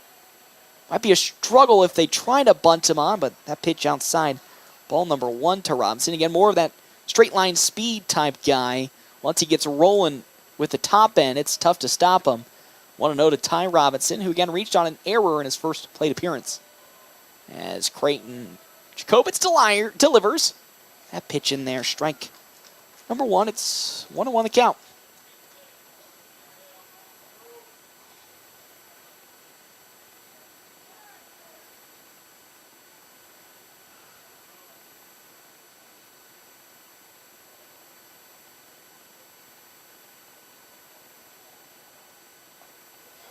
As that bounce back pitch once more in there, strike number 2 to Ty Robinson. 1-2 with 1 out. Carter Kelly at third base.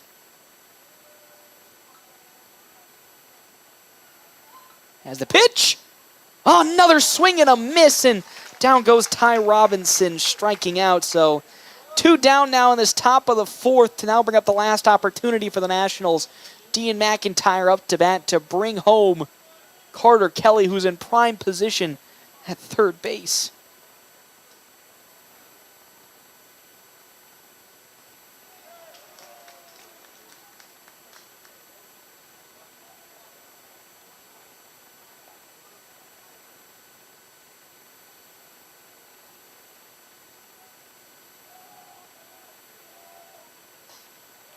As that one is swung on and missed for strike number 1 from Dean McIntyre.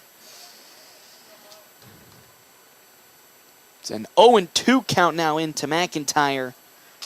Oh man, another last opportunity. The pitch! Swing and a miss! Down he goes swinging, and that's how this top of the 4th comes to an end. The Nationals had a runner in scoring, prime scoring position at third base and couldn't convert.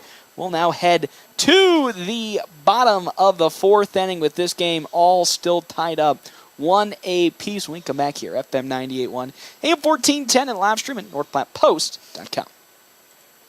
Check out Runza's Spicy Barbecue Bacon Burger.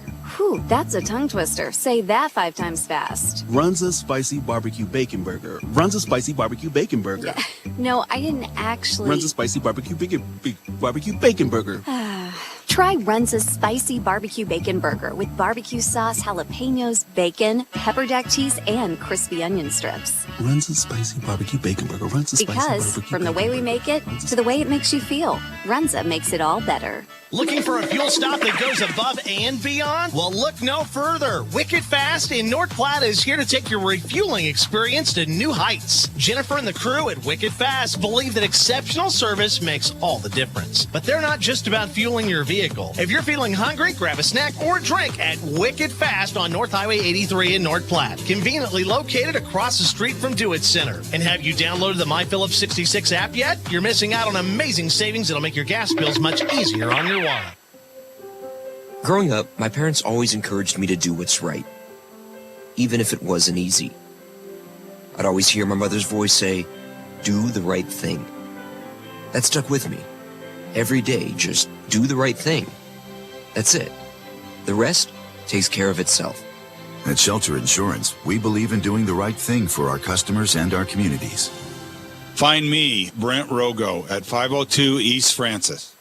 With a whole lot of things being so expensive these days, you'll be surprised to know you can buy an RV for under $20,000. The Sunray Travel Trailers at Larry's RV in North Platte. Sunrays give you the opportunity to enjoy the outdoors while still enjoying some home comforts like AC, water, heater, refrigerator, and stovetops. Just some of the features you'll find in a Sunray. Plus, Sunrays are lightweight and most can even be pulled with a car. Stop in today and see the Sunray 129 and 149 models and the Sunray Light 16 HP at Larry's RV in North Platte. We'll back here to the bottom of the 4th inning as Nationals tied up here with Hastings 1 apiece. Jack Polk still on the mound. He'll be facing off against Elijah Johnson. It's a 1-1 count. 1 run on 6 hits, no errors. Side of the FNBO Nationals, 1 run on 4 hits, 1 error on the side of 5 Points Bank Hastings and the Chiefs. The pitch in from Polk, too high. It's ball number 2. It's 2-1 the count now. Again, thank you to our bottom of the inning sponsor, Kevin McGann and the Fortify Group. You can check out Kevin McGann and the Fortify Group and his new location, 621 South Dewey, Suite B. Alongside Dave's Place Pizza, Wings, and more. You can find all that at 1510 East 4th Street. The 2-1 count into the 1. Elijah Johnson is there. Just barely skirting inside the zone. It's now 2-2 the count.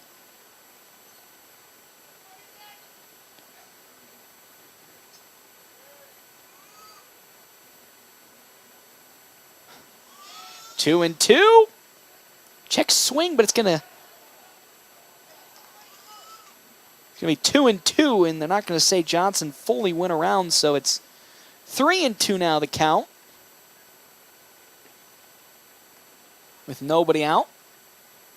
Up next being Lucas Gabriel, who was hit by a pitch in his first plate appearance for the side of 5 Points Bank. Polk now with his 3-2 pitch. That one driven in the left field. It's going, but Brocious gets under it, and he gloves it there for the first out of this bottom of the 4th inning. Now up then comes the aforementioned Lucas Gabriel, was hit by Jack Polk in his previous plate appearance, which was the bottom of the second inning. That, again, was the only inning that a run came along for 5 Points Bank Hastings.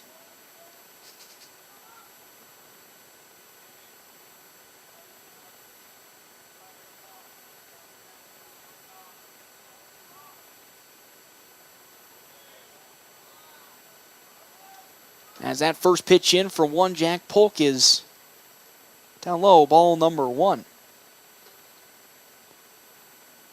1-0 the count with 1 out. Polk steps and fires. Oh, man, just around the knees. It's called ball number 2. It's 2-0 the count now.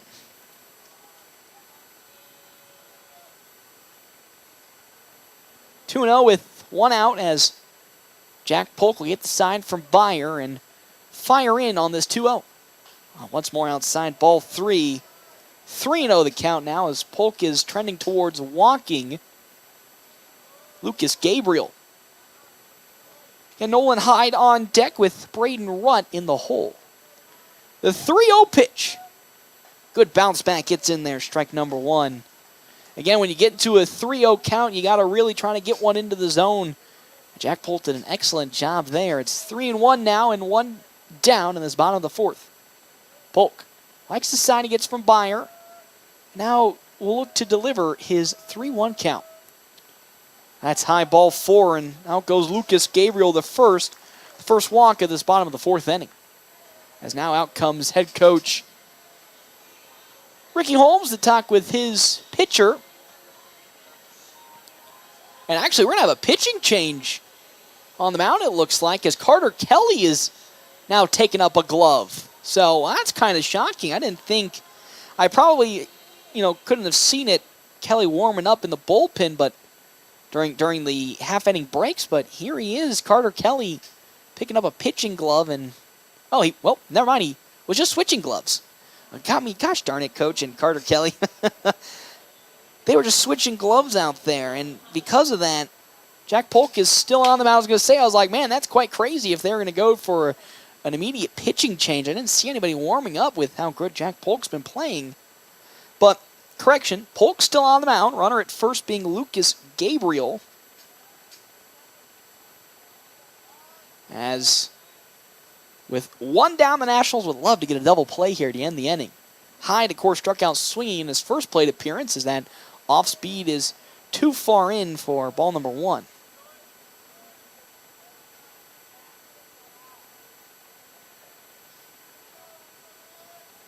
It's a 1-0 count. So here comes the pitch. That one fouled right off the bat and off of the grandstand there for strike number 1. It's 1-1 the count to Hyde. Again, Nolan Hyde struck out swinging in his first plate appearance. He was the second strikeout of the day for Jack Polk. Would love to make it back-to-back and at least cool off an opportunity for Hastings. Slow grounder to Carter Kelly. Is he going to get to second in time? It will. There's 1 out. Does he get to first? No, it does not.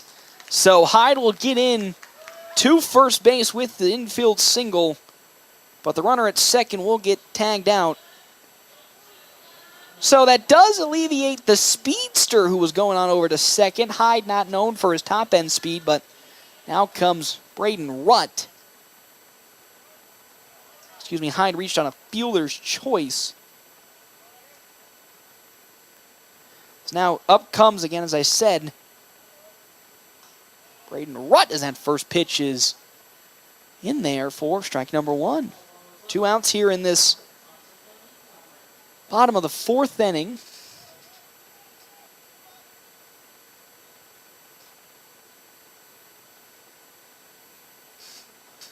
Again, still on over at first. Hyde. Off speed. Oh, around the letters, but again, too high. It's ball 1, 1-1 the count now.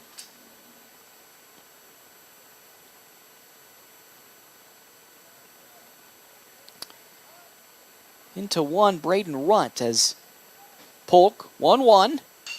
Slow chopper, that's going to get past Dean McIntyre at third base. So with that, another runner gets on. With 2 down, though, so Rudd advances to Rudd advances to first with Hyde on over to second. We're going to have a courtesy runner checking in here. It's going to be Joseph Pescic for the side of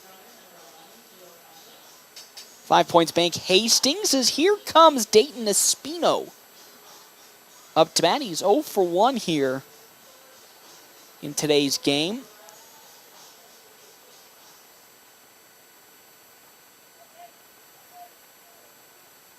So we have Pescic at second base with Rutt on over at first.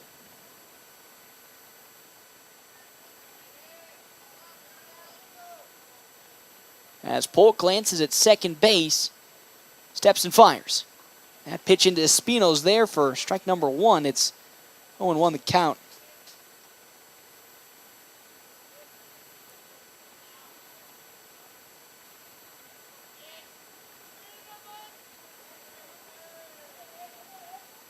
It's 0-1 with 2 outs as Polk will glance once more to Pescic at second and fire. In there again, a bounce back pitch. It's 0-2 the count.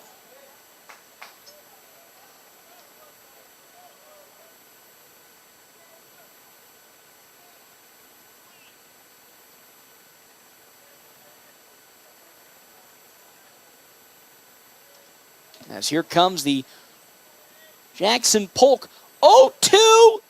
That one's going to get into right field. It's going to fall for a base hit in between the gap. So with that, Pescic's going to score on over from second. They're going to bring on home. Here comes the big man, Braden Rutz, and 2 runs come across on the double from Dayton Espino. And now just like that, this game has been blown wide open. 3-1 in favor of Hastings here in this bottom of the 4th inning with Evan Rust now up to bat. 3 runs on 5 hits, 6 hits and 1 error. 1 run on 6 hits and no errors for the Nationals here. Again, Dayton Espino on over at second with the double. Rust 0 for 2 today with a ground out and a fly out. That pitch is down low in the turf for ball number 1. Oh, man, Jack Polk really wants that pitch back. Left the off-speed up in the zone, and Espino turned on it. Exactly the pitch he was looking for, and it found the gap between Johnson and Greeno in right center to bring 2 runs home. Polk delivers. That pitch right around the knees, but too low. Ball number 2. It's 2-0 the count now.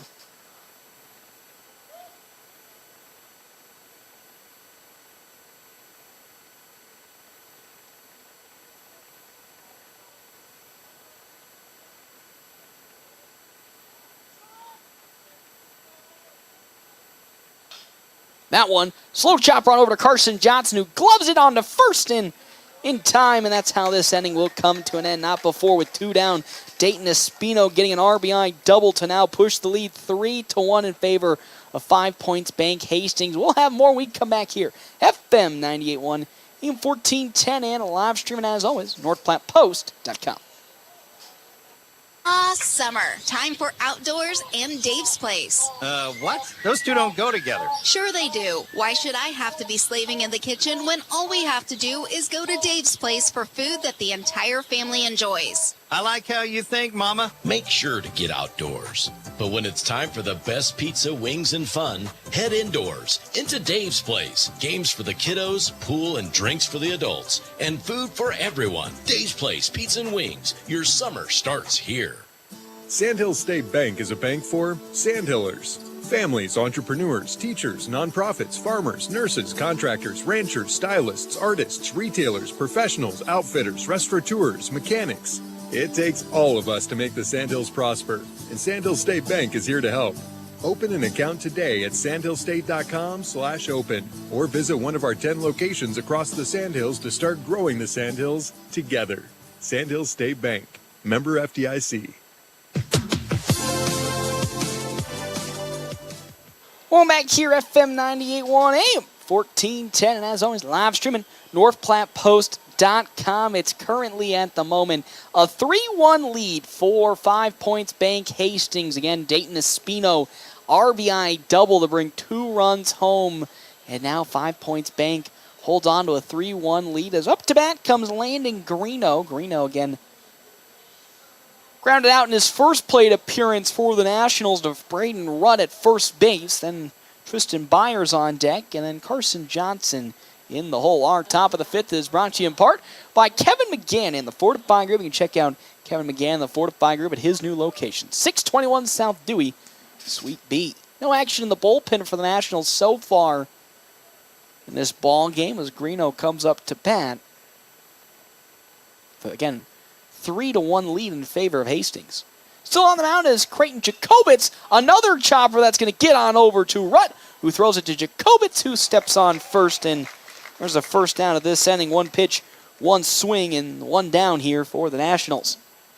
Now up comes Tristan Byer again. He singled on over to left field in his first plate appearance in the top of the 3rd when he brought a run home, or helped start the Nationals to get a run home.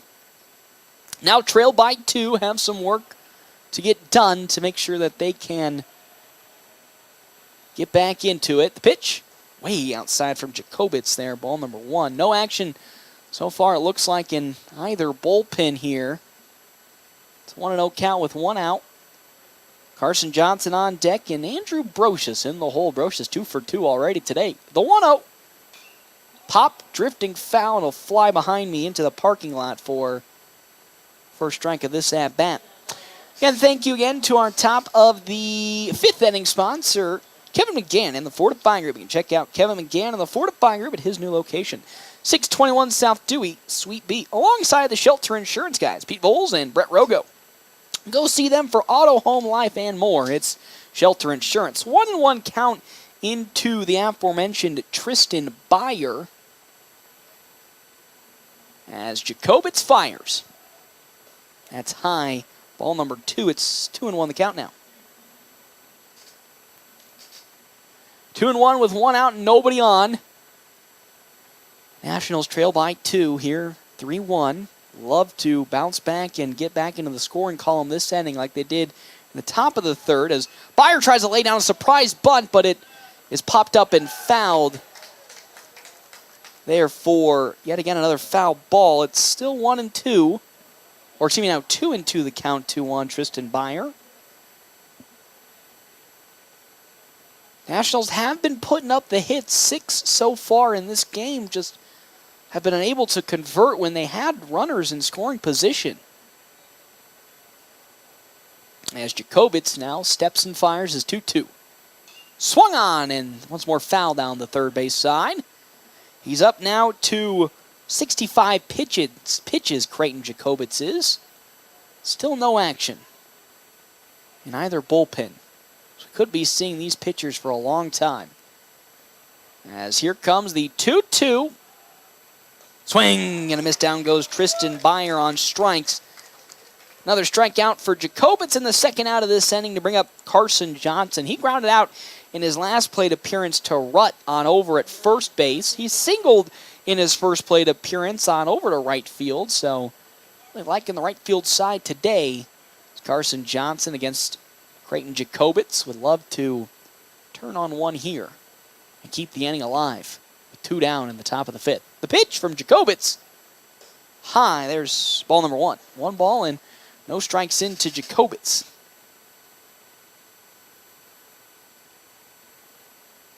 As he'll get the sign in from Jackson Gangwish and fire the 1-0 pitch. That's in there. Strike number 1. It's a 1-1 count.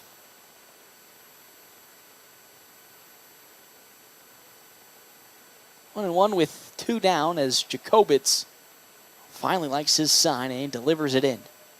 Way outside that next pitch, 2-1. Trying to reach on the fastball, but overextended on it and pulled it too far out. 2-1 now to the second baseman, Johnson. Jacobitz sets and fires away with 2 down. Ooh, that one tight inside. Ball 3 and almost hit Johnson.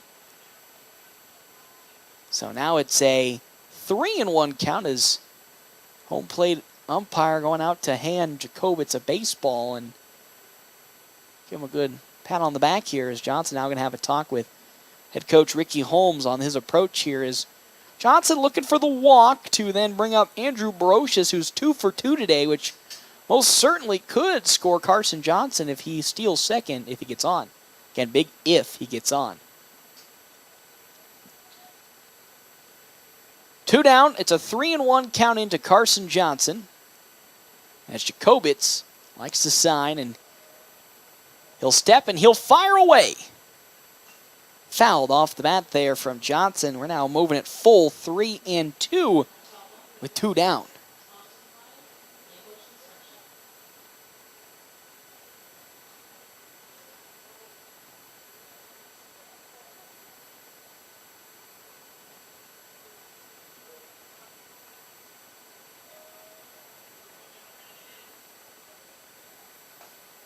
As that one is going to say, he swings and he misses. And there's the 3rd strike of this at-bat, and that's how the inning comes to an end. Nationals, unfortunately, 3 up, 3 down. We head to the bottom of the 5th. Tied up here at the moment. Excuse me, not tied up. It's a 3-1 lead for Hastings, looking at the hitting there. 3-1 is the lead for 5 Points Bank Hastings. We head to the bottom of the 5th inning. That goes above and beyond? Well, look no further. Wicked Fast in North Platte is here to take your refueling experience to new heights. Jennifer and the crew at Wicked Fast believe that exceptional service makes all the difference. But they're not just about fueling your vehicle. If you're feeling hungry, grab a snack or drink at Wicked Fast on North Highway 83 in North Platte. Conveniently located across the street from DeWitt Center. And have you downloaded the MyPhillips 66 app yet? You're missing out on amazing savings that'll make your gas bills much easier on your wallet. Distinction is important. It helps you stand out from the rest. So why not establish yourself with exceptional personalization from Willow Creek Embroidery? Have you heard they have men's jeans up to waist 60, shirts and jackets up to 6XL, and they are expanding on their in-stock big and tall every week. They also are the area's only authorized retailer of Cubbies, a customizable handmade plush toy. They also sell gift cards, perfect for any birthday or special event. See you soon at 1620 East 4th Street, Suite 120, right by the Garys.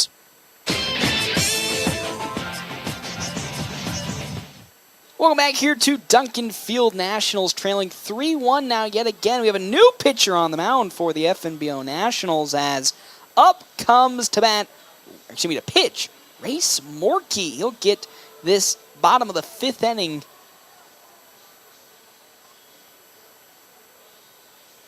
for the Nationals, as I got a text from an old radio instructor, one Ian Punnett. So Morkey up here to pitch for the Nationals in the bottom of the 5th. He's been their real go-to strong reliever for the Nationals last couple of weeks. Absolutely spectacular. As now we have some adjustments with Carter Kelly moving to 3rd base. And then Jack Polk moving back over to his normal position at shortstop. So we'll have Cameron Brumbaugh, the first batter that Race Morkey will see. Brumbaugh today 0 for 2 in his attempts.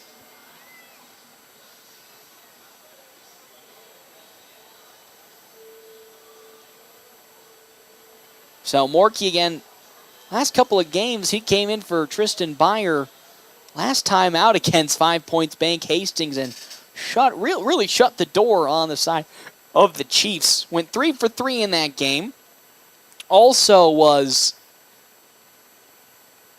extremely proficient on the mound, going 5 innings, only giving up 2 runs, and now will love to continue that effort here against Hastings to at least not allow them to get any more runs across, as Nationals trail 3-1 at the moment here, as it's just it's been a close game. And again, we talk about it here at Duncan Field. There's going to be an inning where one team gets in front and then it's on the other team to bounce their way back. It's happened so many times this year, or not this year, but this at Duncan Field for the Nationals. As that first pitch into Brumbaugh is high for ball number 1.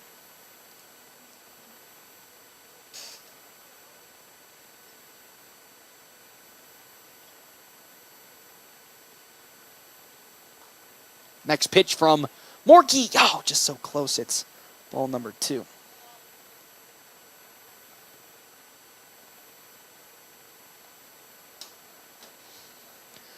Two and 0 now into Cameron Brumbaugh, as the pitch is swung on and fouled off for strike number 1. 2-1, nobody out. 2-1, Cameron Brumbaugh. 3-1 ball game. In favor of Hastings, that 2-1. Oh, yet again is just tied in there. Ball number 3. It's 3-1 the count.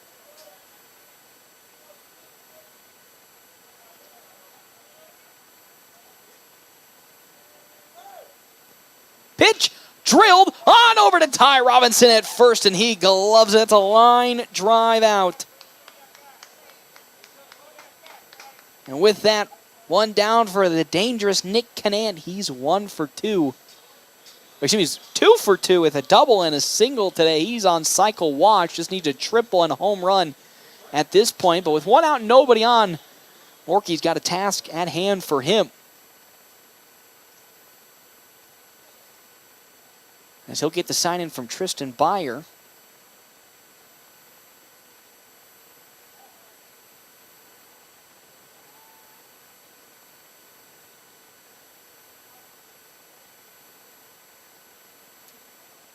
It's a 1-0 count now in from one Race Morkey. Morkey now sets and fires in, trying to get a little more warmed up here. Again, it was a kind of quick warm up for Morkey. I didn't really see him warming up deep in the bullpen or giving much time to warm up. So still coming in relatively cold. It's a 1-0 count now into one Nick Canant from Race Morkey as he sets and fires. Good bounce back, but yet again is too low, just below the knees. Ball number 2.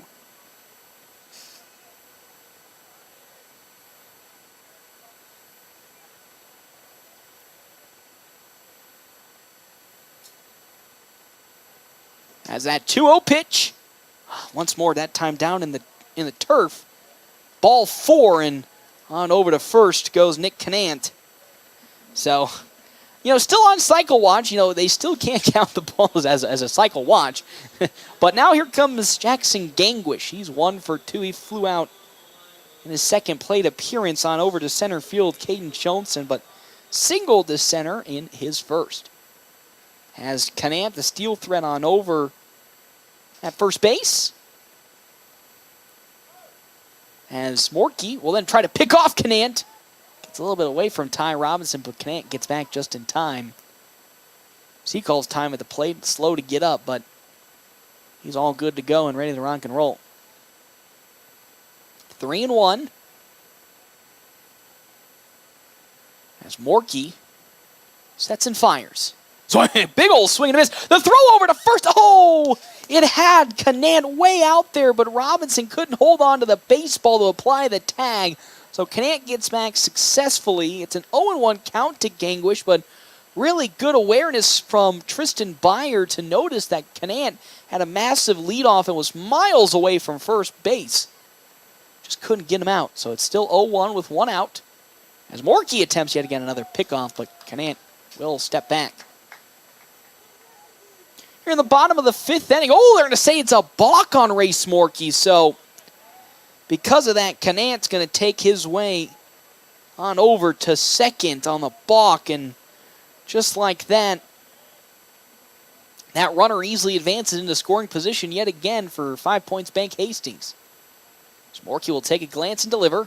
Swing and a miss. Another one from Gangwish. It's now 0-2 the count for him.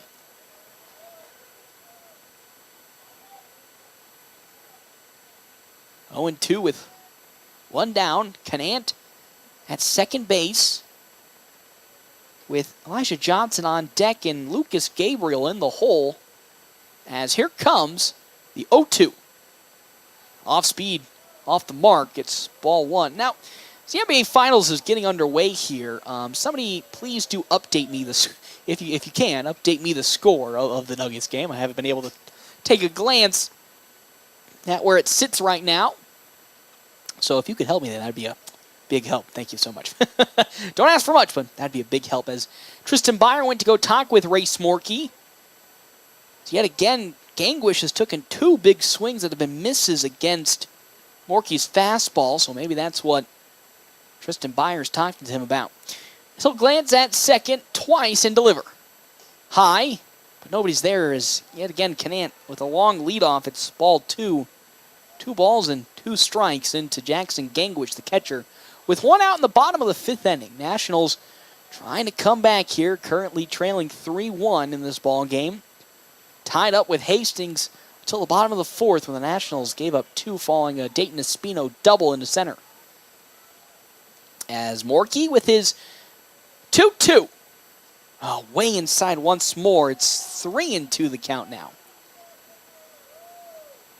With 1 out. 3-2. 1 out.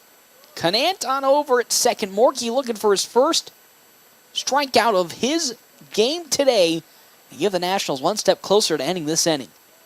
He'll glance at second and deliver.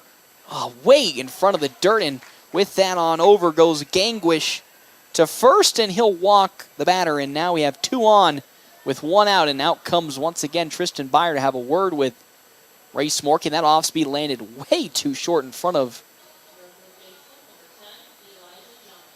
Gangwish, as we're going to have a courtesy runner come aboard. It's going to be Nazareth Robinson for the side of 5 Points Bank Hastings. And now here comes head coach Ricky Holmes to have a talk with his infield about, again, the chance of a double play. The Nationals have turned plenty this season already. But when they sit here at the moment trailing 2 runs and have 2 runners on and 1 out, Elijah Johnson could potentially apply a bunt to move the batters and get a second out here. Or potentially just get on and load the bases. I think that's what head coach Ricky Holmes is going to be talking about here with his infield, is how there could potentially be that opportunity for a bunt from Johnson, who's 1 for 2 today. He singled in his first plate appearance and flew out in his second. 3 runs on 6 hits and 1 error on the side of 5 Points Bank Hastings. 1 run, 6 hits, no errors on the side of the FNBO Nationals, as Ty Robinson is way up. Well, not way up, but just on the inside lip of turf, but now backs off to get behind the first baseman. So, only person playing up at the moment is Carter Kelly near the infield grass, as Elijah Johnson looks to swing. Morkey delivers. First pitch. It's going to be inside for strike number 1. That one didn't look like it falls in for a strike, but umpire said so I'll agree with him. It's 0-1 the count now with 1 down. On deck is Lucas Gabriel with Nolan Hyde in the hole. 2 runners on, 1 out here in the bottom of the 5th. Nationals searching for an out. Searching for 2 outs at the moment. There goes the runner. Laying down the bunt is Elijah Johnson. Beautifully, the throw to first. It's in time, so the runners will advance after a successful sacrifice bunt to move them forward. So now with 2 outs here.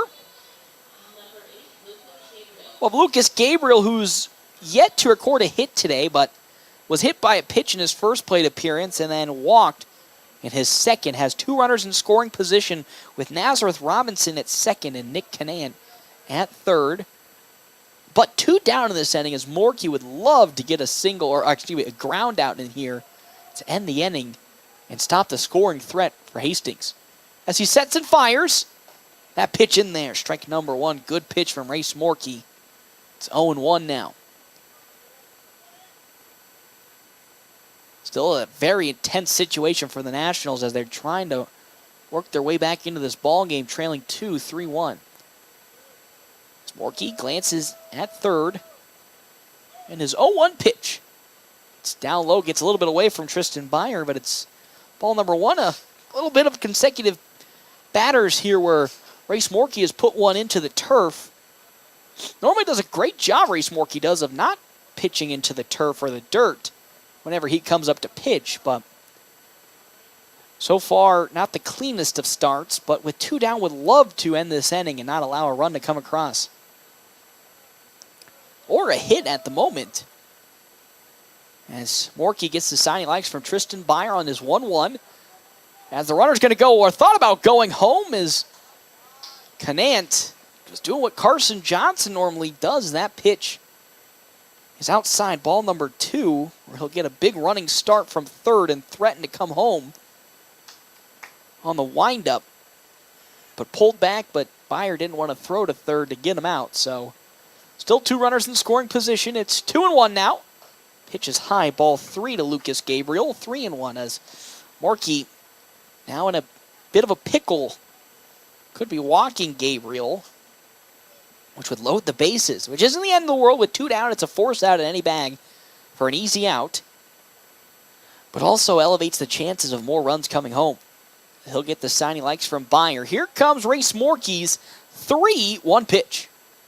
Good bounce back, and it's just not there. Too high, ball 4, and now Gabriel walks on over to first base, and the bases are now loaded to bring up to bat Nolan Hyde, who's 0 for 2 today.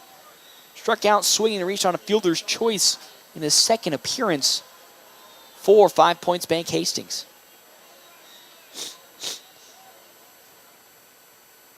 So runners at every base pad. Nick Canan at third, Nazareth Robinson at second, and Lucas Gabriel at first. With 2 down, Morkey would love to get that final out here. Wouldn't be a little bit surprised, though, if Nolan Hyde lays down a surprise bunt with the infield playing so far back to the outfield grass, but anything is possible. As Morkey will take his glance at third and second and deliver. First pitch off speed in, strike number 1. It's 0-1 the count now. And Morkey would, to really get into the head of Nolan Hyde, would love to work into the batter's box and really get things rolling there and force Hyde to make a bad swing. As he takes a deep breath in, likes his sign, here comes the 0-1 pitch. Slow grounder on over to Carter Kelly. The throw to first in time. So no runs come across with the bases loaded. We head to the top of the 6th inning with the Nationals at the moment still trailing in this ball game. 3-1 when we come back here. FM 98.1, AM 1410, and live stream at NorthPlattePost.com. At Allo, we think you deserve the fiber things in life. Like binging your favorite TV shows and movies buffer-free, next level, lag-free gaming, and video calls without frozen faces. So say goodbye to lag and buffering and hello to super fast fiber internet with dedicated 24/7 support for total peace of mind. Plus, no hidden fees, no expiration dates, and no contracts, ever. From dependable service to exceptional support, experience the fiber things with Allo. Visit us at allofiber.com/fiberthings. Growing up, my parents always encouraged me to do what's right, even if it wasn't easy. I'd always hear my mother's voice say, "Do the right thing." That stuck with me. Every day, just do the right thing. That's it. The rest takes care of itself. At Shelter Insurance, we believe in doing the right thing for our customers and our communities. Find me, Brent Rogo, at 502 East Francis.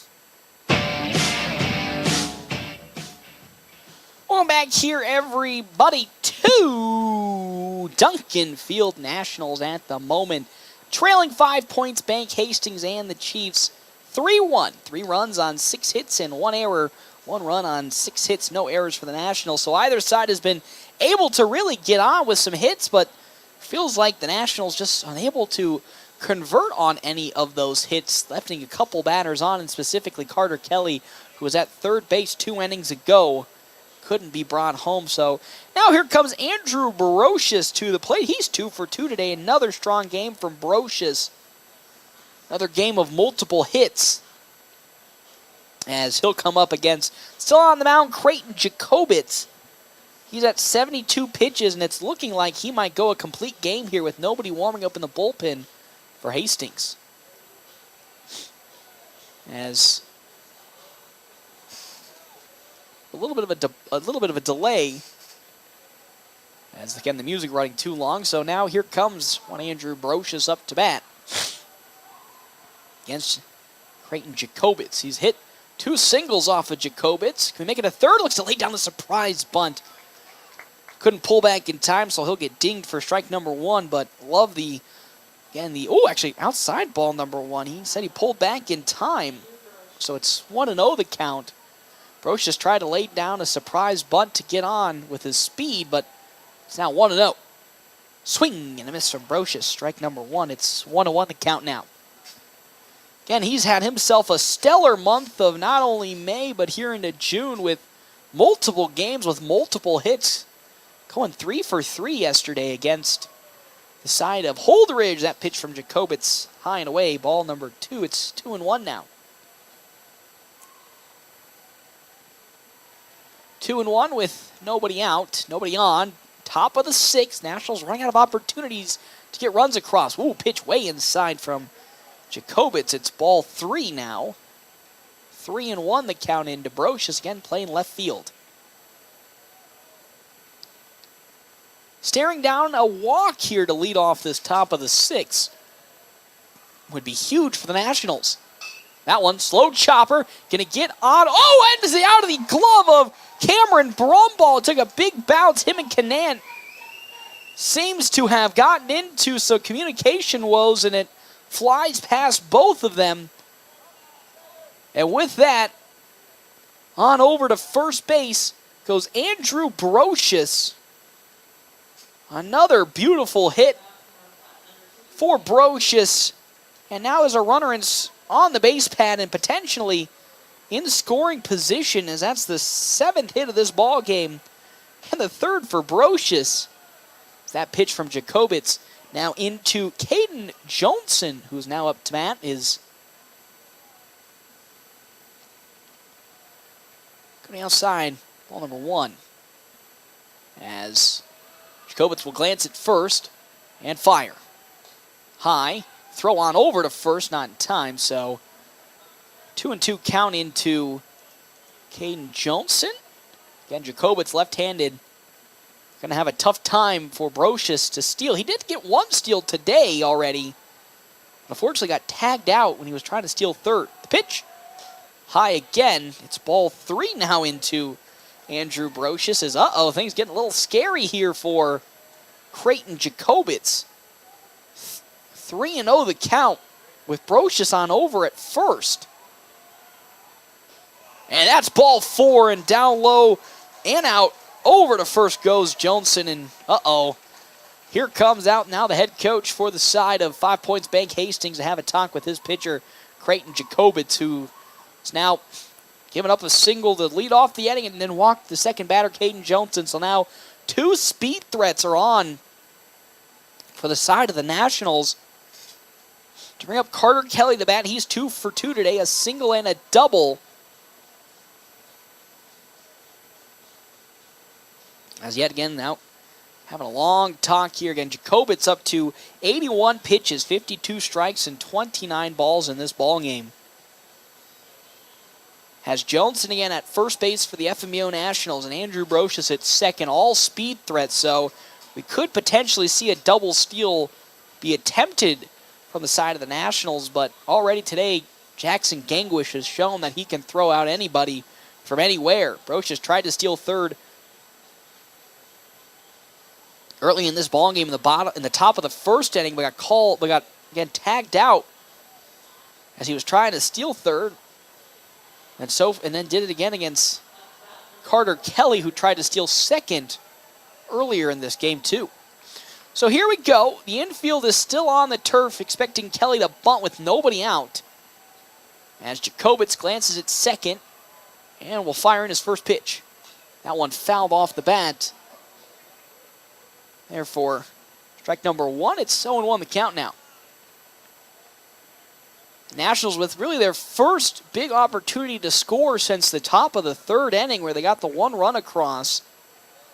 2 runners on the base pads and nobody out. For Carter Kelly, who's 2 for 2 today, so a perfect batter for this situation. Ooh, that off-speed in there. Strike number 2. It's 0-2 the count now. A couple of good bounce-back pitches from Jacobitz. Still no action in the bullpen for Hastings. You would think here in this top of the 6th, they might want to start warming up somebody for the 7th, but not yet. 0-2 the count. Jacobitz shakes off a couple sides, but now likes that one from Gangwish. Sets and fires. There goes the double steal. It's high. The throw on over to 3rd will pull, though. Defenseman Elijah Johnson off third base, and just like that, the double steal is mighty successful, and now the runners have moved up one base pad. Hastings knew what was going on, but Gangwish couldn't get a good throw in, and now it's a 1-2 count to Carter Kelly with runners at second and third base for the Nationals. As Jacobitz fires. Ooh, foul off the bat there of Carter Kelly. Late swing, but was able to get it. It's still 1-2 now. Following Kelly, Jackson, Polk, and then Ty Robinson for the Nationals.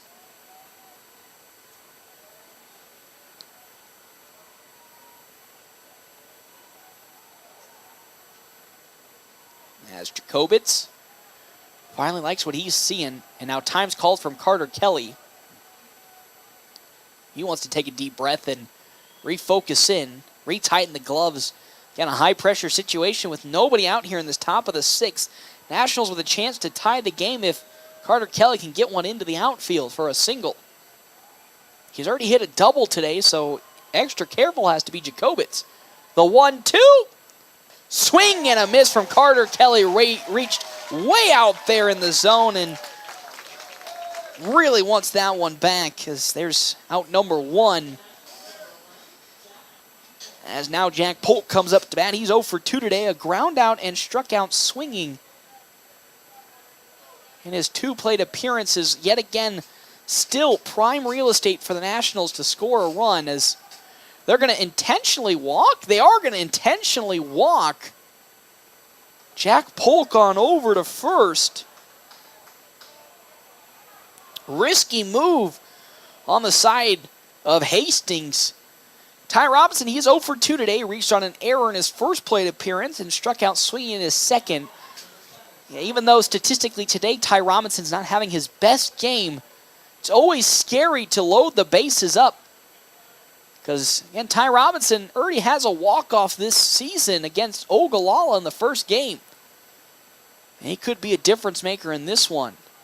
With the bases loaded for the Nationals. Jacobitz fires. Popped up, though. Drifting on over. It's shallow. Lost in the air for a little bit, but a quick glove up from Cameron Brumbaugh, and there's 2 down in this inning. Brumbaugh lost it for a second, but was able to recollect it, and now with 2 down, here comes Dean McIntyre. It was Dean McIntyre, and now up to bat here comes Race Morkey. Morkey again 3 for 3 in his last hitting appearance against Hastings. And he's got the bases loaded. Jacobitz, pitch is high. Ball number 1. As it's a 1-0 count. And 2 down. As Jacobitz now fires away. That's high once more. Ball number 2. It's 2-0 the count into Race Morkey. Jacobitz not wanting to walk a batter and bring a free run home. Brochus at third. Johnson at second and Polk at first. 2-0. Good bounce back. It's in. Oh, such an intense moment here for either side. Could really make or break this game. Really right here in this top of the 6th inning. Nationals running out of opportunities to close in on this game. As Jacobitz with his 2-1. Outside, ball 3 on the fastball. It's 3-1 now. Yeah, it's getting even more intense because now Jacobitz could, if he walks Morkey, bring a run home unintentionally. As here comes that 3-1 pitch. It is out there. Ball 3. Oh, no, they're going to say it sneaks in for strike 2. Morkey thought it was too low. So it's a 3-2 count to Race Morkey. As Jacobitz given an extra breath of life here with 2 down. He could end the inning right here and save runs for Hastings as the Nationals are threatening to score down 3-1. Jacobitz likes this sign. Here it comes. Oh, he steps off once again. He was excited, but he had to take a breath. I'm about to fall out of my chair here with how intense this situation is. 3-2 with 2 down. Bases loaded. The pitch. In there, strike 3, down goes Morkey, and the inning will come to an end as he got caught frozen And just like that, with runners in scoring position, the Nationals couldn't get anything down. We head to the bottom of the 6th. It's still a 3-1 game when we come back here, FM 98.1, AM 1410, and live streaming NorthPlattePost.com.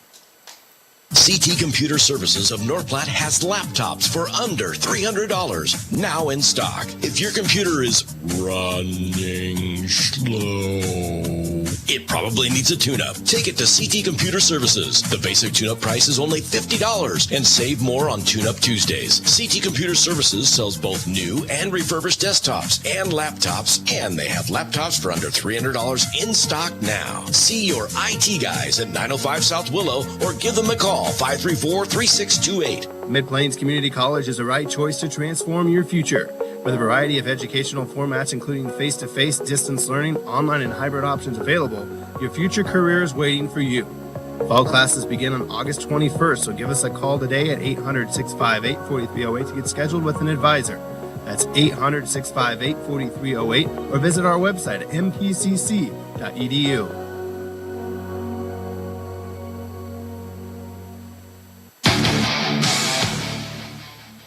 Welcome into the bottom of the 6th inning. Nationals at the moment trailing 3-1 there. The bases loaded with 2 down, the inning ago, and unfortunately couldn't get anything across. And with that, it's still a 3-1 lead for Hastings. Race Morkey back on the mound for the Nationals here. Our bottom of the 6th inning is brought to you in part by Kevin McGann in the Fortify Group. You can check out Kevin McGann in the Fortify Group. His new location, 621 South Dewey, Suite B, alongside another round / Rivers Edge Golf Course. After your golf game, swing into another round for some amazing food and drinks. And Sandhills State Bank, the most committed brand in banking with locations in North Platte, Ogallala, and many more. Go to sandhillstate.com for a full list of services and locations. Braden Rutt is now up to bat here for the side of 5 Points Bank Hastings. As Rutt so far, he's 1 for 1. He sacrificed, flew out in his first plate appearance, and then singled in his second. Now, an opportunity to lead off here for Hastings to continue getting maybe some potential runs across, as the Nationals can have one more opportunity to bring this game home, as they, again, in the top of the 7th, they trail by 2, 3-1, as Morkey sets and fires. Popped up, going on over to Brocious in left field, still going back. He might have lost it for a second, but gets there to glove it. Last opportunity to get there, and he does for out number 1. There is a pitcher warming up in the bullpen for Hastings, and with 1 down, that's probably not what they want. They would love this inning to last as long as it can to give him time to warm up. But now Dayton Espino is up to bat. He again got the 2 runs to come across in the bottom of the 5th inning for 5 Points Bank Hastings. That lead now 3-1 off of his RBI double. Morkey will now fire into Espino. Off speed, too low, below the knees for ball number 1. It's 1-0 the count now. 3-1 is the lead again for Hastings. Up next, Evan Rust with Cameron Brumbaugh in the hole, The 1-0. Good bounce back. It's in strike number 1. 1-1. Really intense situation between either side. Nationals trying to find a way back into this ball game after collecting 7 hits today. And then on the side of Hastings, trying to limit that and maybe pile on some more. Off speed once again in there from Race Morkey. He's now finding his zone. Finally getting warmed up, and he's looking pretty good. It's 1-2 the count now to Dayton Espino.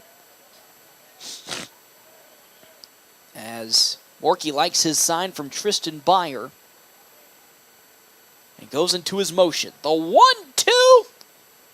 That one popped up. And it's going to slice and stay foul for, yet again, a 1-2 count. Whew. I think the pitcher that's warming up in the bullpen for the side of 5 Points Bank Hastings is Caleb Sauer. I saw number 6 head down there, so I think he is the pitcher warming up. As Morkey now will once again try to get this second out as he steps and fires. The payoff 1-2. Whoa, off speed way up in the zone, almost hitting Espino's head. Ball 2, it's 2-2 now with 1 down. Evan Rust on deck, 0 for 3 today, and then Brumbaugh as well in the hole. As Morkey wants to find that final strike. Steps, Here comes his 2-2 pitch. That one will line into right field for a base hit, so Espino gets on with a single, and this inning will stay alive for Hastings. And now up comes, as I said, Evan Rust. 0 for 3 today, grounded out in his first plate appearance, flew out in his second, and then grounded out in his third. Would hate to ground out into a double play as on comes a courtesy runner. Jaden Techmeyer here today for 5 Points Bank Hastings. As again, 0 for 3 for Rust, having a tough day from the leadoff position. And with these 2 groundouts, it's kind of scary for the side of Hastings, as he's shown today that he could ground out and be an improper time for him to ground out into a double play with Techmeyer at first. Though Techmeyer is a steal threat, so Nationals will have to be wary. Taking a pretty long leadoff is Techmeyer. Morkey fires on over to first, but Techmeyer gets back in time. So still 3-1 ball game. As Morkey now likes what he sees from Tristan Byer. Techmeyer still taking a pretty long leadoff. As Morkey fires. Drilled on over to left field, but it's going to be foul. Strike number 1 from Evan Rust. 1 out. Double play ball, a prime opportunity here for the Nationals and Race Morkey. But Techmeyer with his long leadoff is threatening to attempt to steal. As here comes that 0-1 from Morkey, but he's got to pick off yet again, try it with Techmeyer, and he gets back. So good awareness from Race Morkey to still keep Techmeyer back. 0-1 with 1 out. As Morkey steps and fires. High up. There's ball number 2. There should be ball 1 into Evan Rust. Oh, man, game's on a knife's edge at the moment here. Even though the Nationals trail by 2, it really isn't kind of like that make or break portion of this game. Where if they allow more batters to get on and more runs to come across, this comeback becomes virtually impossible. That one, though, popped up on over to Carter Kelly at third. An easy glove and an easy out. So there's 2 down here in this inning. I say this game was on a knife's edge, and now we're down to the final out of this bottom of the 6th with Brumbaugh, who's also 0 for 3 today. So it's kind of like a good opportunity for the Nationals to come up here with this order. Yeah, they gave up that single to Dayton Espino, but the next 2 batters have had really rough days for Hastings. And when you put them on the spot like this, make some errors, as Rust flew out lightly to Carter Kelly, and now potentially be seeing the same thing here from Brumbaugh as he calls time to reevaluate. And Nationals here trailing 3-1. Bottom of the 6th. They have 1 more opportunity in the top of the 7th to bring some runs home. Pitch way outside for Morkey. Ball number 1 to Cameron Brumbaugh. With Nick Canant, who's had himself a strong day today on deck, and Jackson Gangwish in the hole. Don't want Canant up to bat. He's 2 for 2 with a double, a single, and a walk today. It's a 1-0 count as Race Morkey glanced at first. And will try to pick off once more Techmeyer, but he gets back.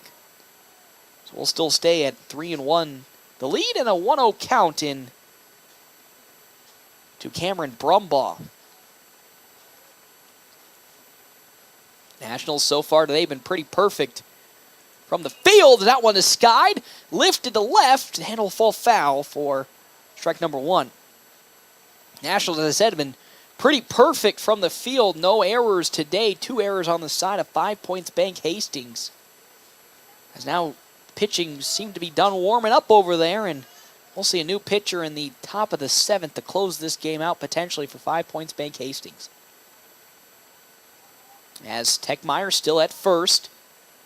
Morkey fires. There goes Techmeyer. Swung on. Bouncer gets on over to Carson Johnson, who throws it to first. And that is how this inning comes to an end. The Nationals were able to hold out, not allow a run to come across, even though they gave up the 1 hit. We are going to head now to the top of the 7th, the last opportunity here for the FNBO Nationals when we come back. FM 98.1, AM 1410, and live stream at NorthPlattePost.com. Better known and has over 40 years of experience in glass replacement and installation. Whether you need a new window for your home, storefront, or vehicle, they have the expertise to get the job done. Larry's team of skilled professionals use the highest quality materials and techniques to ensure your satisfaction. Larry's takes pride in delivering outstanding service with affordable pricing and are on the Better Business Bureau Honor Roll. Trust Larry's Glass to take care of your glass needs, and you'll appreciate the difference that over 40 years of experience can make. We all try to prepare for life's what-ifs, but what happens if those uncertainties become a reality? I'm Stephen Rhodes, and as your local farmer's insurance agent, I'm here for you. I can help you determine the coverage that fits your needs. When you have questions about insurance, turn to me, Stephen Rhodes, with Farmers Insurance. I'm proud to sponsor tonight's game. Go Bulldogs! Find me, Stephen Rhodes, at 102 North Dewey. We are farmers. Bum, ba-dum, bum, bum, bum, bum. Welcome back here, everybody, to Duncan Field. Nationals trailing 3-1 in their last potential half inning of play. Our top of the inning is brought to you in part by Kevin McGann and the Fortify Group. You can check out Kevin McGann and the Fortify Group, his new location, 621 South Dewey, Suite B, as well as Red Willow Chemical. At Red Willow Chemical, they offer both generic and name brand chemicals and fertilizers in bulk option. Get more info at rwchemical.com alongside our premier video sponsor, Allo Communications. Allo has packages that let you experience fast, reliable fiber internet, fiber TV, and fiber phone. So they warmed up a pitcher in the bullpen, but they're still going to leave Cameron Jacobitz out there after his strong end to the top of the sixth. As his first pitch into Landon Greeno almost clips him for ball number 1. And Greeno today 0 for 2 with 2 ground outs here in this top of the 7th. Would love to get his first hit and begin a comeback for this Nationals squad as that pitch outside ball 2 from Jacobitz. Again, bold move. They warmed up a pitcher. He's all ready to rock and roll, but still going to bring Jacobitz out there to see if they can close the game. His 2-0 pitch. Outside ball 3 is now Landon Greeno is threatening to get on with a walk to lead off this top of the 7th. And Jacobitz sets and fires. And it's going to be in there. Strike number 1 around the knees.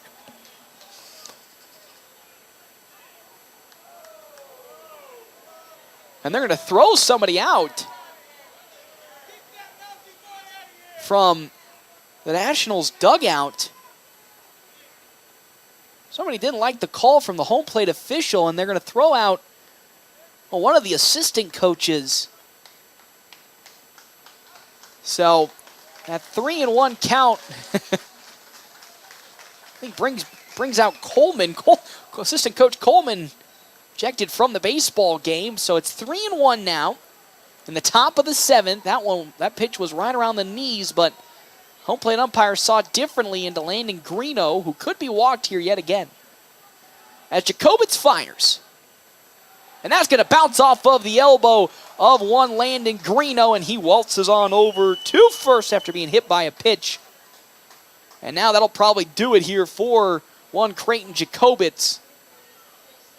With Tristan Byer up to bat, we're going to have, well, certainly a new pitcher on the mound for 5 Points Bank Hastings. Again, with now Ty Hannibor courtesy running for Landon Greeno. And now out, have a new pitcher here for the side of 5 Points Bank Hastings. It looks like it's going to be Lucas Gabriel who's going to be taking over pitching duties here. If I remember, so we're going to have a new person out in right field. I believe that's going to be Nazareth Robinson out in right. And then we'll have Gabriel be pitching here, again, in this top of the 7th. There's nobody out, and Ty Hannibor on at first base. It's going to be scary because I know the Nationals want to steal. And with the way that Gangwish has been behind the plate this whole game and this whole season, it's going to be quite tough for the FNBO Nationals. With, again, their strong part of the order that's been on fire today. We got Breyer up to bat, who singled but struck out swinging in his last plate appearance. Carson Johnson, who's collected a hit today. And then Andrew Brocious, who's gone 3 for 3 today. As it'll be Lucas Gabriel will be the pitcher that Hastings will throw out to see if they can put away the FNBO Nationals. It's 3-1, 3 runs on 7 hits and 2 errors on the side of 5 Points Bank Hastings. 1 run on 7 hits and then no errors for the FNBO Nationals. Again, Lucas Gabriel looks like he's coming in a bit cold. He might have gotten some half-inning warm-ups, but he's put in a tough situation to close this ball game out with Hannah Borg at first, nobody out. Top of the 7th.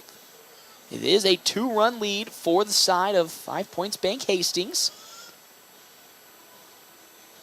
And what not a better way here for the Nationals to pick up another victory, their second in a row, if they can topple Hastings at home and essentially get the weight off their back that's been really, I wouldn't say hindering them, but has been really hung over on them anytime they come out here to Duncan Field, as Lucas Gabriel's pitches are all over the place so far in his warm-ups. So it's going to be interesting to see how things are going to transpire now with, again, Byer up to bat. Nationals trailing by 2, nobody out. Hannah Borg at first. His off-speeds look good, but man, his fastballs have been just all over this zone.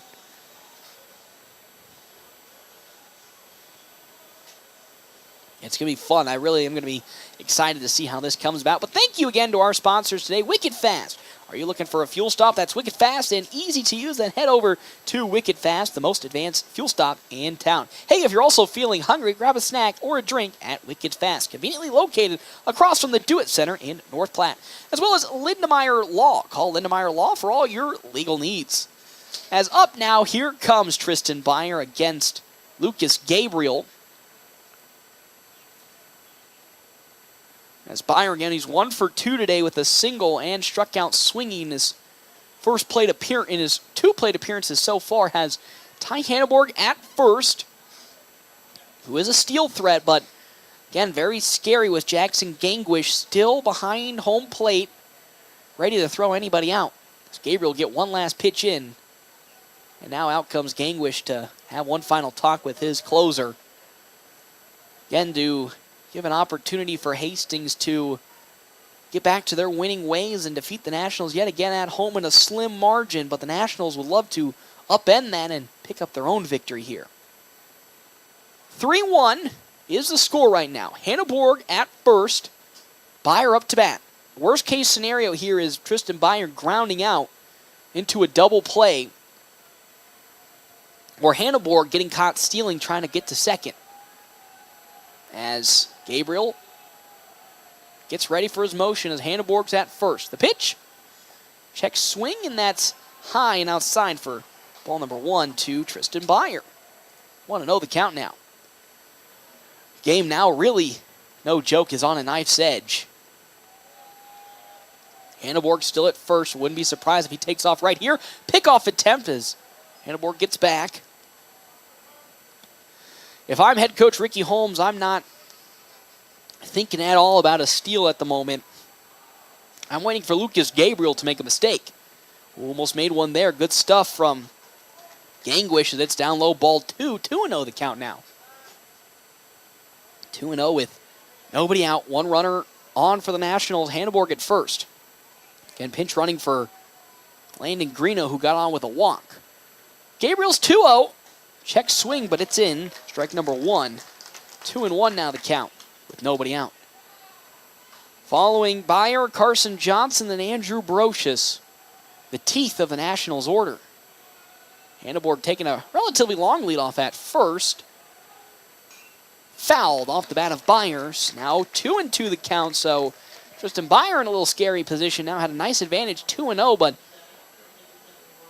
now with the 2-2 count, really has to be wary of the pitches and not swing on a bad one. He's already struck out once today. Doesn't want to do it again here. Put the Nationals a little bit on the back foot if he does. Here comes the 2-2. Whoa, way up and inside, almost hitting Byer in the head.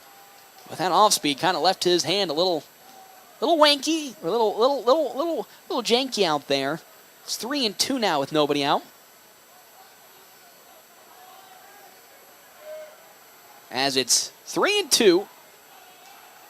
As here comes the pitch. And it's going to bounce off the shoulder there of Tristan Byer, and he'll walk on to now make the bases with 2 runners on for Carson Johnson, and this is exactly not what Hastings wanted. And now we're in a situation where the double steal can really come into effect with 2 speedsters on the base paths. Byer at first, Hanneborg on over at second.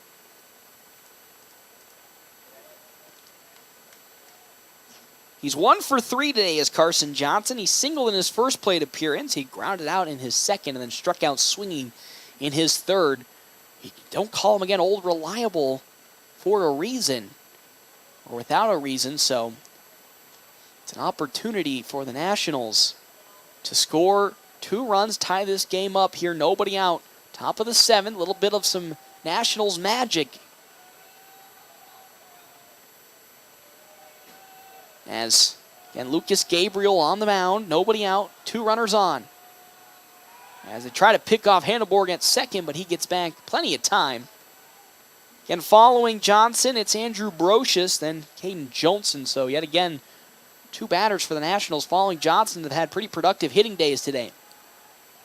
As Gabriel now steps off again, taking a deep breath. He knows the totality of this situation and how dire it is at the moment. With 2 runners on, Hanneborg at second, Byer at first. Johnson up to bat. Gabriel, another pickoff attempt. That's now 2 straight pickoffs, and then Gabriel stepping off, so no pitch has officially been thrown into Carson Johnson. Just tells you how scared Lucas Gabriel is of this double steal from the Nationals. As he sets and now will look to fire his first pitch in. It's high, ball number 1 to Carson Johnson. 1-0 now the count.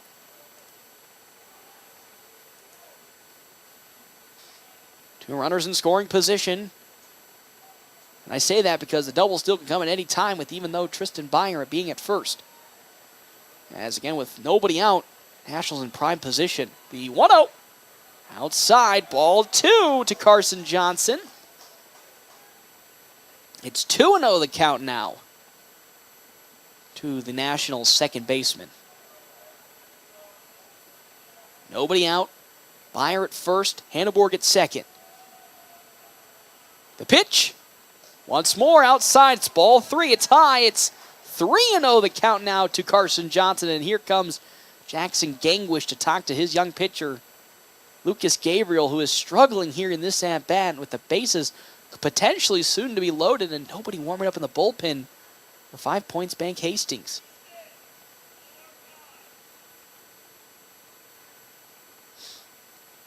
It's 3-0. 2 runners on. Lucas Gabriel with a 3-0 count.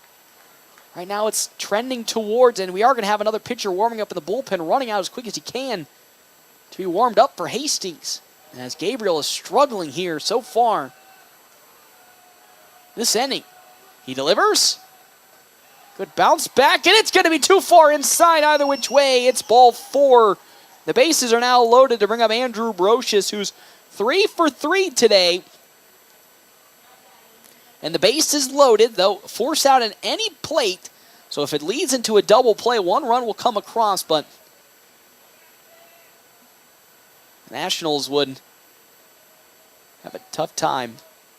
You know, they get the 1 run, but still be trailing by 1 if it, again, results in a double play. Infield playing up to the grass.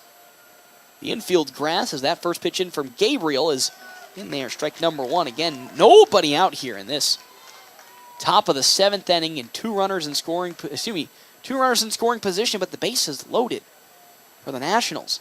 Again, they've had opportunities today to score with runners in scoring position, but have been unable to execute. They have essentially 3 outs to play with as Gabriel's next pitch is in for strike 2. It's 0-2 to Andrew Brocious. Caden Johnson on deck with Carter Kelly in the hole. With the way the infield's playing, if it gets up the middle, that's going to be scary for the side of Hastings.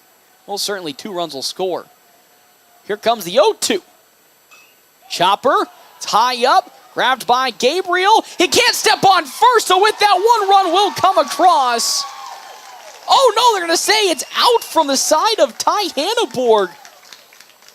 Oh, I swear in my position he was able to get home, but they're going to say that Hanneborg gets called out.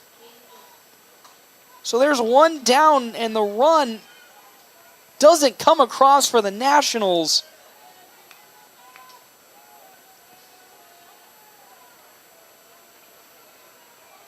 So the runners, at least all of them, move forward, but with one down, here comes Johnson, who's 1 for 2 today. He walked in his last plate appearance, but grounded out in his first and singled in his next as here comes the second baseman to have a talk with Lucas Gabriel.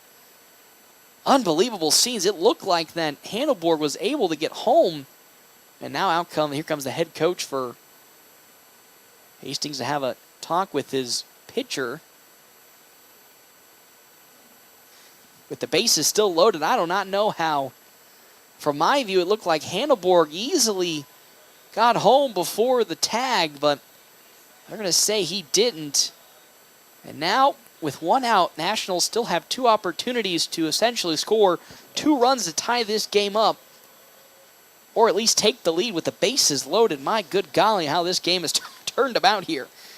Thank you again to our sponsors, BG&S Transmission. Need a transmission repaired or replaced? Go to BG&S Transmissions, 2015 East 4th, or call 532-8927. They're good at what they do. As well as CT Computer Services, your IT guy since 2005. Located at 905 South Willow, they have $300 laptops on sale right now. So Gabriel still up to pitch here. We're going to have on over at third being Tristan Byer, Carson Johnson at second, and then Andrew Brocious on over at first, who reached out on that fielder's choice. Another, again, tense situation here for the side of 5 Points Bank Hastings as Brocious chopped one back to the pitcher, who then somehow was able to get back home and get the first out of this inning. Mighty close effort here between these two teams. As always, can't really have a blowout between Hastings or North Platte. It would just be too unnatural. So Johnson's up here. He's 1 for 2 today. He singled 2 bats ago, grounded out in his first, and walked in his third. He's up against, again, Lucas Gabriel. First pitch in from Gabriel. Down low, ball number 1 to Johnson. Following Johnson, it's going to be Carter Kelly, then Jackson Polk. Again, worst case scenario, the Nationals ground out to a double play here. But with the way the infield's playing, it's going to be quite tough. They're all the way almost to the infield grass. As Gabriel fires. High, ball 2 to Caden Johnson. 2-0 the count. Gabriel again coming in substitution for Jacobitz, Camden Jacobitz. So far, not been a good inning for him with the bases now loaded and 1 out. The 2-0 pitch. Low once more, ball 3 around the knees. It's 3-0 the count from Gabriel. A walk would bring 1 run across. Johnson not taking any unnecessary swings, forcing Lucas Gabriel to make the play. As here comes the 3-0. Pulled back in there, strike number 1. Johnson showing bunt again. That's why the infield's playing so far forward. 3-1 now the count to center fielder Caden Johnson. As Gabriel takes a deep breath and will step off and try to pick off Tristan Byer, but he'll get back easily in time at third. It's 3-1. Still a warm-up, a pitcher being warmed up in the bullpen far out there for 5 Points Bank Hastings, just in case. They're praying that Gabriel can make it through, but the Nationals threatening with the bases loaded. The 3-1 pitch. Slow grounder on over to second. The throw home will be in time. They'll easily tag the runner out at home. So Johnson reaches on the fielder's choice, but now there's 2 outs in this inning.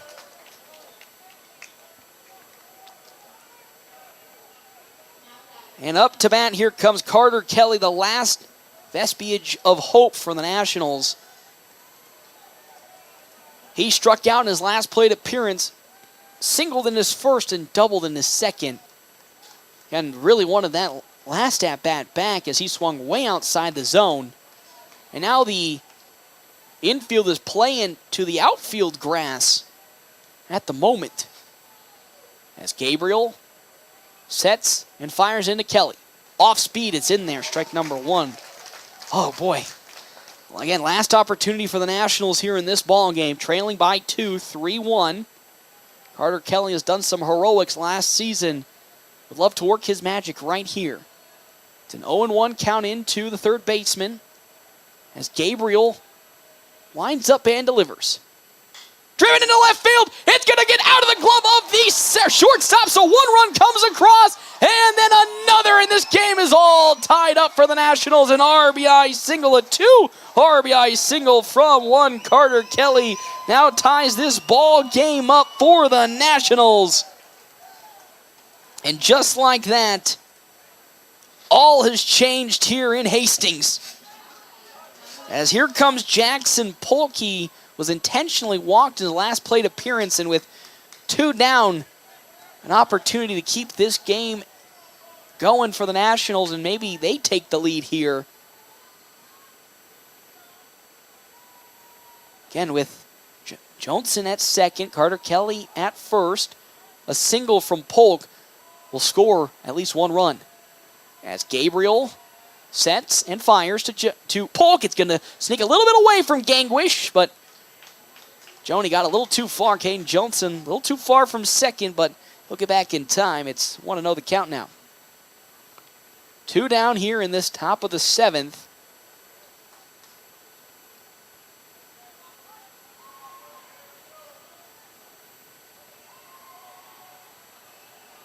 As the pitch, it's in there. Strike number 1. It's 1-1 the count now.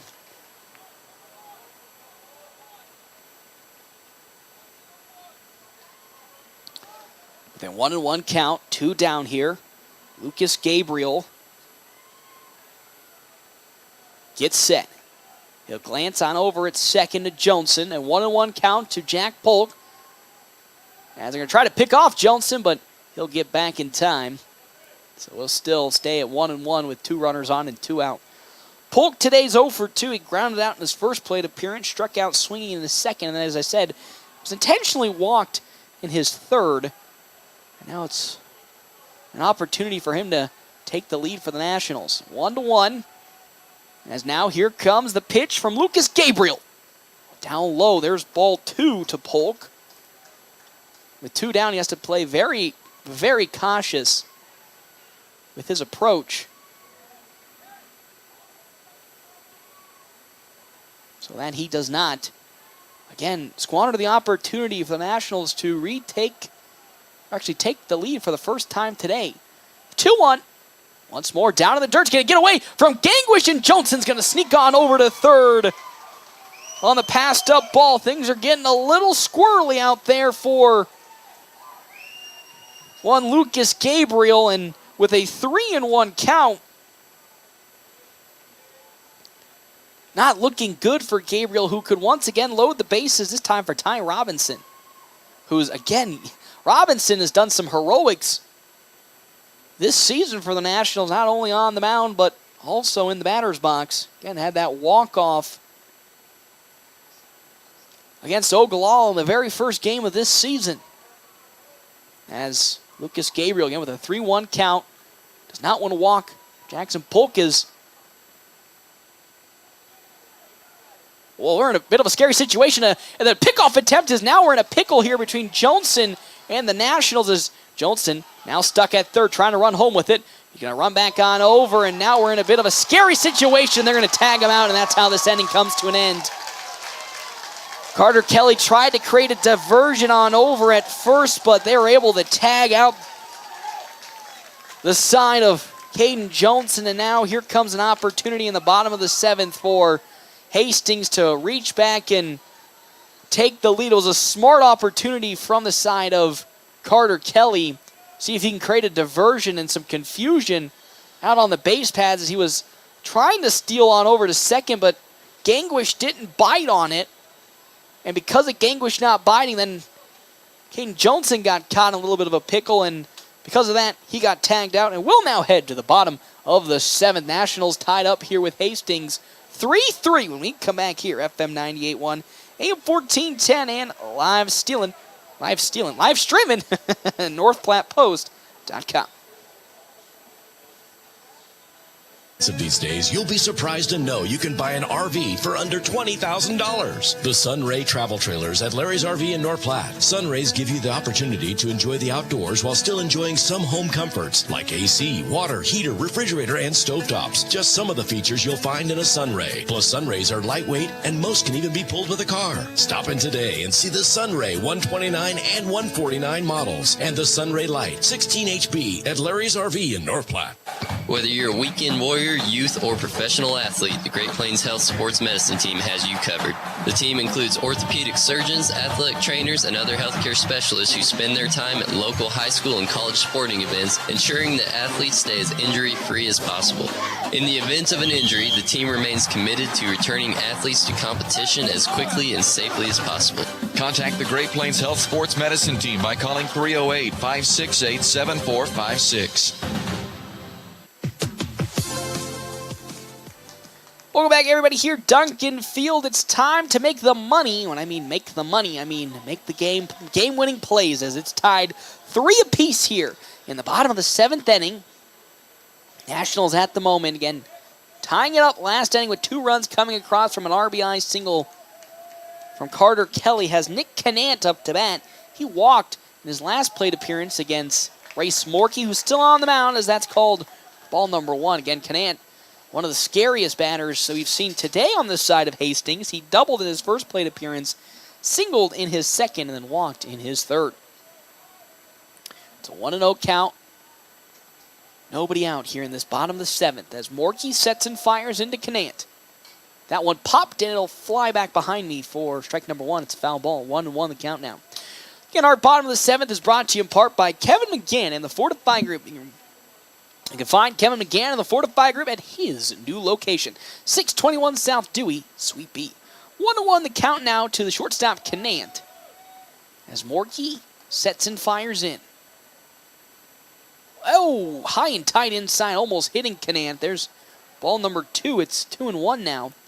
Following Canant, Jackson Gangwish, and then Elijah Johnson, a good chunk of the order that's gotten a majority of the runs today for Hastings. As Morkey now fires in the 2-1 pitch. That one absolutely smothered on out to left field from Canant, but foul.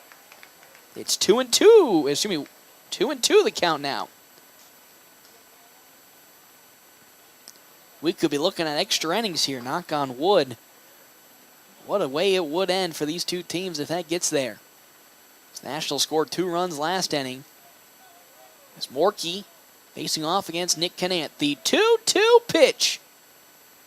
Driven on into the gap in right center yet again. That's going to be extra bases for Canant. It could be 2. It is going to be 2 as he easily stands up with a double.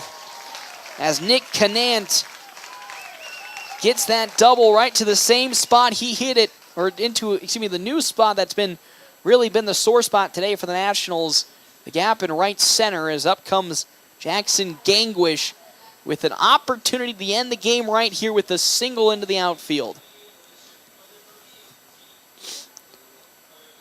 On over at second. On the mark is Canant. Gangwish. They're actually going to intentionally walk Gangwish on over to first. With nobody out to bring up Elijah Johnson to bat now. So, now they're going to have a courtesy runner for Gangwish. It's going to be Nazareth Robinson.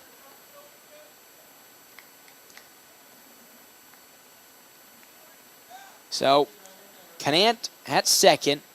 Nazareth Robinson at first. So an easy double play opportunity if, again, Elijah Johnson, who reached on a bunt in his, got out on a bunt in his last plate appearance,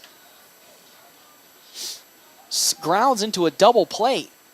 And Canant at second. He's in scoring position for the side of 5 points bank Hastings with the game tied 3 apiece.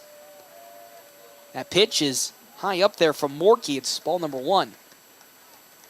Nobody out here. It's a scary opportunity. We talked about last inning how it was a scary opportunity for Lucas Gabriel. It's turned right back around on Race Morkey here in a tough situation. Robinson is playing the infield expecting a bunt from Elijah Johnson. And nobody out. It's a 1-0 count. Morkey will get the sign in he likes from Tristan Byer. As he'll glance at second. And they're going to try to pick off it. It's going to, great dive though from Carson Johnson. That was a little too far away, but he was able to dive and glove it. Not allowed to get into the outfield for Canant to run up and steal third, but still, Canant at second. He's got the wheels to possibly get home. Johnson has already thrown out, though, Canant today in this ball game in the bottom of the first inning. Same situation where 2 runners were on, and Johnson threw out Canant coming from second to end the inning. Elijah Johnson now up to bat. The pitch popped up. That one's going on out into left field. Onwards comes Johnson. He will get under it and glove it. Canant thought about tagging up and running, but there's out number 1 as Elijah Johnson pops up. So with 1 down, another opportunity. This time it's Lucas Gabriel.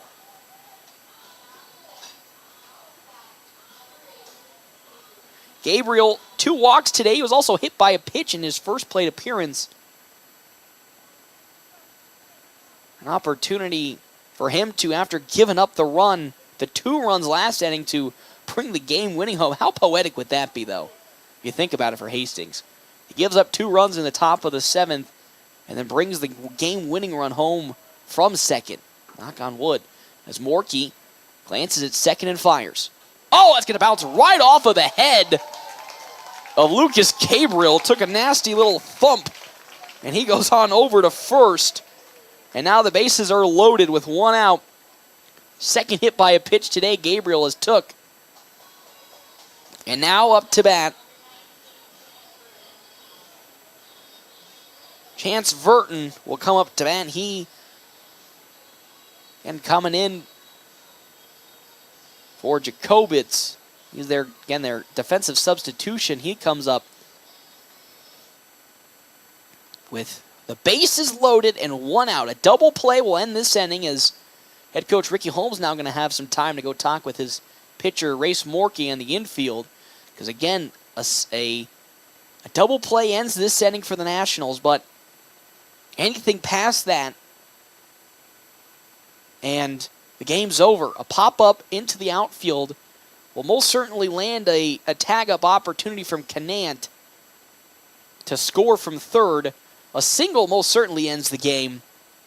So there's many opportunities for a run to come across for Hastings, and that puts a lot of pressure on Race Morkey, who this season, Morkey, in these situations where there has been pressure, has been excellent. You really, again, take it back to that game against Hastings where he came in for Tristan Byer, who gave up those 5 runs early in the ballgame before the Nationals were able to come back and win 9-8. He was the head of that with his 5 innings, only giving up 2 runs, and then going 3 for 3 as well from the plate. But with 1 out and the bases loaded, you cannot make a single mistake on the mound. For a young pitcher, that's the most daunting thing to deal with. So he'll get the sign and he'll deliver in. Pitch is high, ball number 1 to Verton. If you walk Verton, then the game is over on the walk. 1-0 now into Verton. Pinch batter. Pinch hitting in here for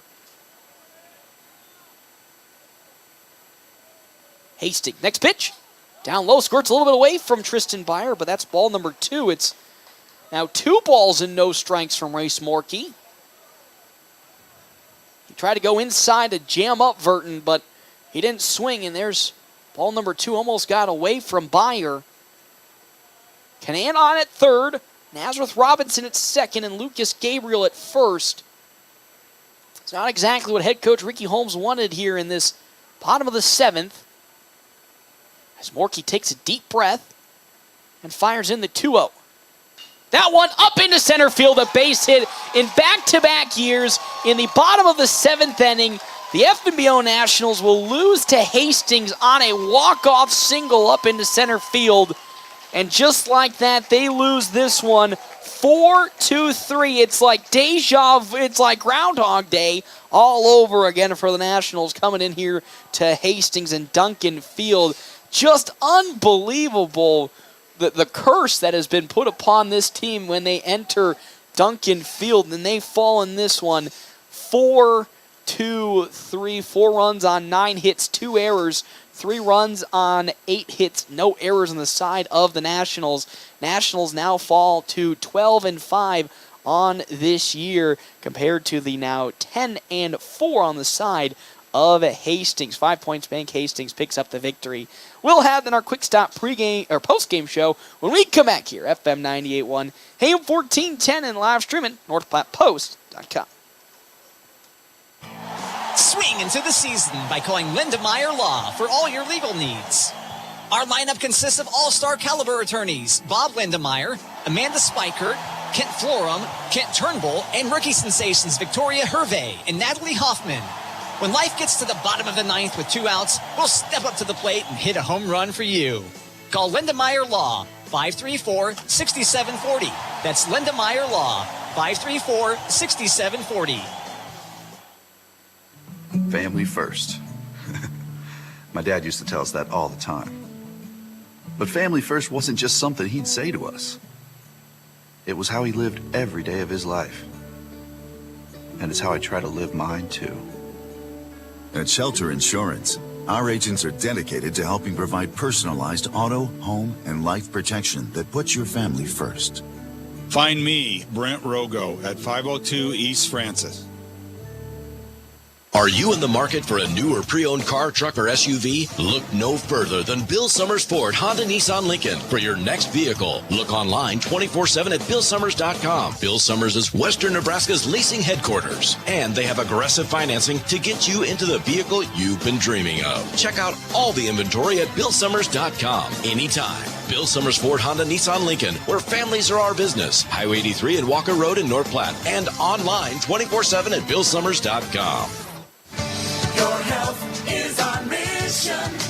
Great Plains Health. Are you or a loved one in need of medical equipment to improve your quality of life? Look no further than Great Plains Health Home Care Equipment. Our state-of-the-art and affordable medical products are specifically designed to return your independence. From manual and power wheelchairs, mobility scooters, and lift chairs to walking aids, ramps, hospital beds, and bath safety products. We have everything you need to make your home a comfortable and safe place to live. We even provide CPAP and BiPAP equipment and supplies, as well as oxygen equipment and supplies. Call Great Plains Health Home Care Equipment today. Your husband is pretty handy to have around. He makes the world's best mac and cheese. He's in the Tickle Monster Hall of Fame. And he can teach anyone how to throw strikes. But a busted pipe and a basement full of water? Honey, I think we need a plumber. Is a little out of his league. That's where a homeowner's policy from Shelter Insurance comes in handy. We'll help get your house back in order and your husband back to what he does best. See me, Pete Volz, at 501 South Jeffers for a free insurance review. The game's in the books. Time for the postgame show on FM 98.1 and online at NorthPlattePost.com.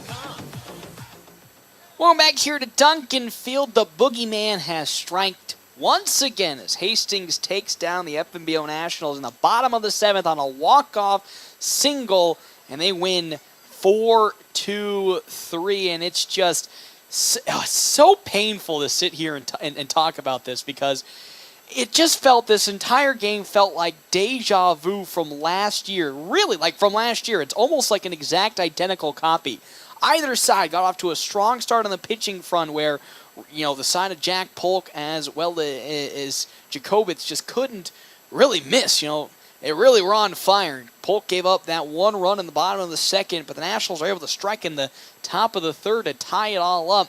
And then that's when it really became Groundhog Day, when in the bottom of the 4th inning, I talked to Nenning before how at one point someone's going to get a little 2-run outburst, and then that's when stuff will start to get wacky. And hey, just as I talked about it, 2 runs came across in the bottom of the 4th inning for the side of 5 Points Bank Hastings.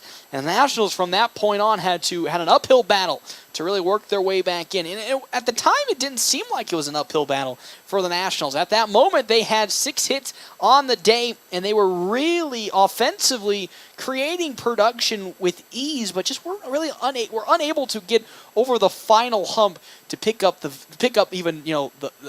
victories, but get the runs across. They were unable to really reach that peak where they can get runs across from their production, and unfortunately, it kind of was like that all the way up until the top of the 7th inning, where Lucas Gabriel came in for Jacobitz, who at that point was pitching on trending for a complete game, but then had 2 runners get aboard for the Nationals.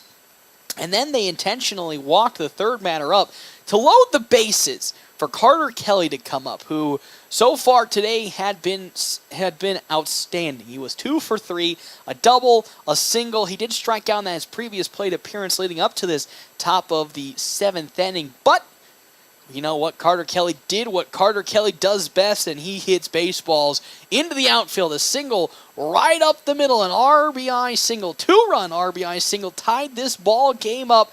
The Nationals still had opportunities to score more runs with Johnson at third, but couldn't come through with it. And then came disaster as we hit the bottom of the 7th inning with Nick Canant up to bat first for 5 Points Bank Hastings. He had, just like Carter Kelly, a magnificent day on his front.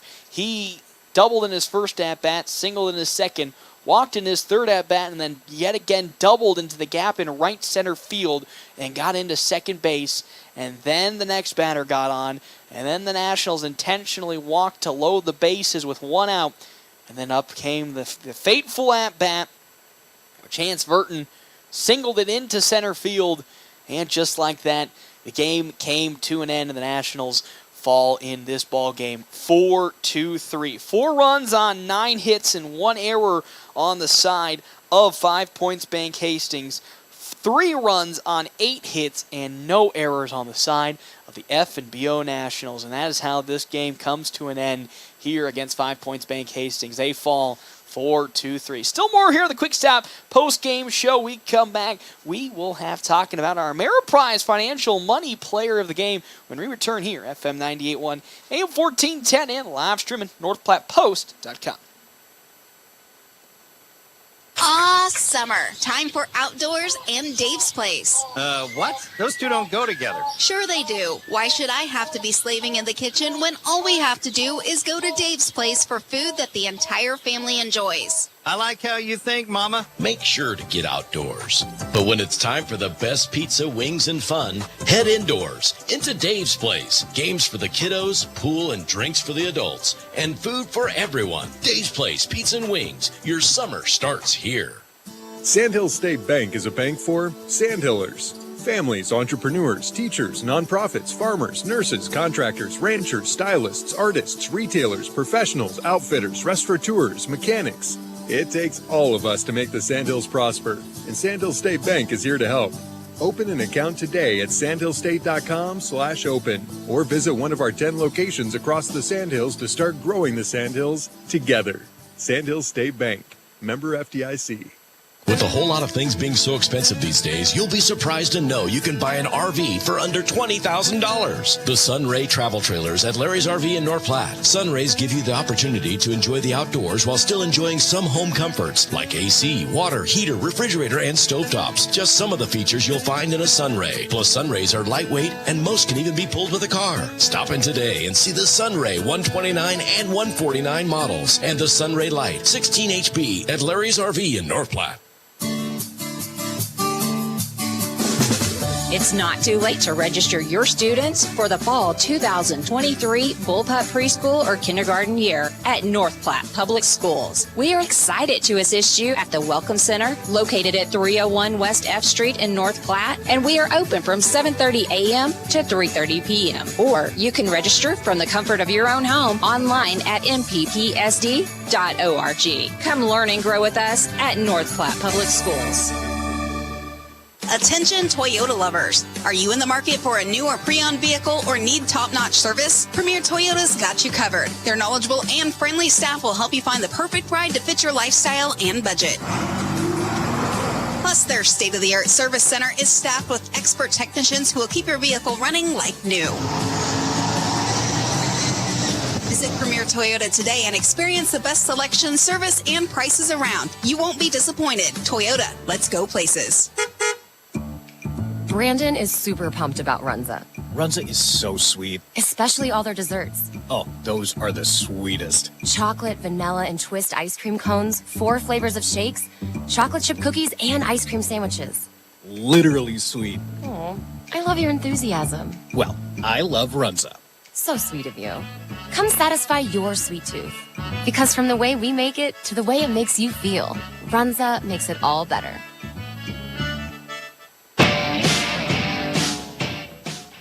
Welcome back here to Quick Stop post-game show. I'm joined by maybe, the head actor of Groundhog Day. Was it Bill Murray? If I remember who it was back in the day, as head coach Ricky Holmes is here. It felt like deja vu. And I probably, unfortunately for you out there, it seemed like those flashes were starting to get to you in the bottom of the 7th inning. A 1-run loss yet again in walk-off fashion, back-to-back years. That has happened. And really, yet again, the team put their best foot forward, but small situations where they couldn't bring home just that one extra run came back to bite them in the end. Yeah, this is definitely the most frustrating game of the season. Our situational hitting today was just absolutely horrible. We had 2nd and 3rd, nobody out, don't score anybody. Bases loaded, nobody out, 3, 4, 5 up, don't score anybody. At least we showed a little fight there in the end to tie it up, but that just kind of masked just kind of the horrible situational hitting that we had all day today. And it's always, and it's funny we think about this because every time we come to Duncan, it always just feels like this place is the boogeyman or that kryptonite for this team. And after this point, normally that's when things have started to turn around for your squad. You really think maybe there's some sort of mental mindset when they come to Duncan Field and specifically facing off against Hastings that might limit that opportunity, or is it just more along the fact that they just keep, making too many mental mistakes that really, again, they shouldn't be afforded to make? No, I don't. I mean, we're focused on ourselves and not who we're playing. I like the energy showing up to the ballpark today, and I like the energy in the dugout. Everybody was focused. It was just kind of, I don't know if it was the lights were too bright or what it was, but just situationally, we just had some horrible at-bats in key situations. And against a team like Hastings, if you do that, it's, more often than not, it's going to bite you in the butt. Mm-hmm. And you can't make those types of mistakes. Again, a team that doesn't make too many mistakes of their own. Really rare that they get 2 errors on the day here for the side of Hastings. But yet again, it's some rays of hope here. Again, the team, even though it wasn't the best situational hitting day, still racked up some good at-bats. And then it's still funny to think that this is like only the 2nd road game of this season, not counting if you count the many games that you had down in Rapid City. Yeah, I know. I'm pretty sure we only have 2 more home games the rest of the way out. So here for the next month and a half, 2 months, we're going to be on the road. So we're used to that. Going to see some more turf. This weekend, we've got some quality opponents playing Waverly, North Star, Lincoln Southwest. So we got some good teams here. So hoping that we can kind of learn from that today here and flush it, or else it's going to be a long weekend for us. And I think that's what's been so different about this Nationals team this year is they've been able, in the opportunities they've been given where they had lost the games, they've flushed it quickly right away. Those 3 losses against Cheyenne, which, in some games weren't even really close and looked like it was a struggle bus out there, flushed it right away, came back to those home games, absolutely crushed their opponents. And the same thing here, have one day off before you go on to the Lincoln tournament, where once again you're facing, as you said, quality teams, North Star, Waverly, Southwest. There's so many great opponents out there, and only even more learning opportunities for this team. Yeah, just kind of looking at it here, obviously had a tough day, but we also know that we can't rest on it too hard and too long, or else it's going to kind of eat us up. So just kind of hoping tomorrow we'll go back to the drawing board and kind of have a short practice and kind of get after the guys here a little bit. Just kind of frustrating. Definitely have some high goals this year, and not expecting to go perfect or anything like that. But today is one of those days where definitely felt like we could have won it. So definitely leaving without the win doesn't feel good. No, it does not. But again, still many opportunities as you come up for yet again. Tournament starting on Friday in Lincoln. Coach, before I let you on go here, what you talked about how it's going to be a light practice tomorrow. What are some of the things that you'll be circling and focusing on tomorrow in that potential light practice to make sure that on Friday you're ready to rock and roll? 2 things that I think we need to work on. We've been struggling with. I mean, number one, we're going to face the most lefties, I think, out of any team in the state, just because if anybody looks on our game changer, they know we like to run the bases, and lefty that knows what they're doing is a little bit better at controlling the running game than a righty. So need to get better at hitting off lefties, need to get better at getting jumps off the bases off lefties. So tomorrow we'll have Ty, Rob, Landon, and myself working on some pickoff moves and stuff like that. And then the next thing is situational hitting. We'll do BP tomorrow, and instead of, there's not going to be any free rounds. Every swing is going to have to be with a purpose and thinking of doing a job, and hopefully kind of implement some muscle memory and hopefully be able to put it out on the field this Wonderful, wonderful. Coach, can't wait to see you out in Lincoln on Friday. That was a tough loss here, 4-3. The Ameriprise Financial Money Player of the game is going to be going on to Carter Kelly today. He got that 2-run RBI single in the top of the seventh to go 3 for 4 when money matters. Talk to Marshall Doty and Mark Tillman, Ameriprise Financial Advisors in North Platte, Nebraska, about professional financial services. Ameriprise Financial Incorporated, member FINRA and SIPC. We will see you on Friday when the Nationals begin their second tournament of the year, taking on many teams in Lincoln. We see you on Friday. This is Kurt Carter with Red Willow Chemical. Red Willow Chemical is your one-stop shop for all your crop protection needs. We sell and support products from top manufacturers like Bayer, BASF, Syngenta, Corteva, and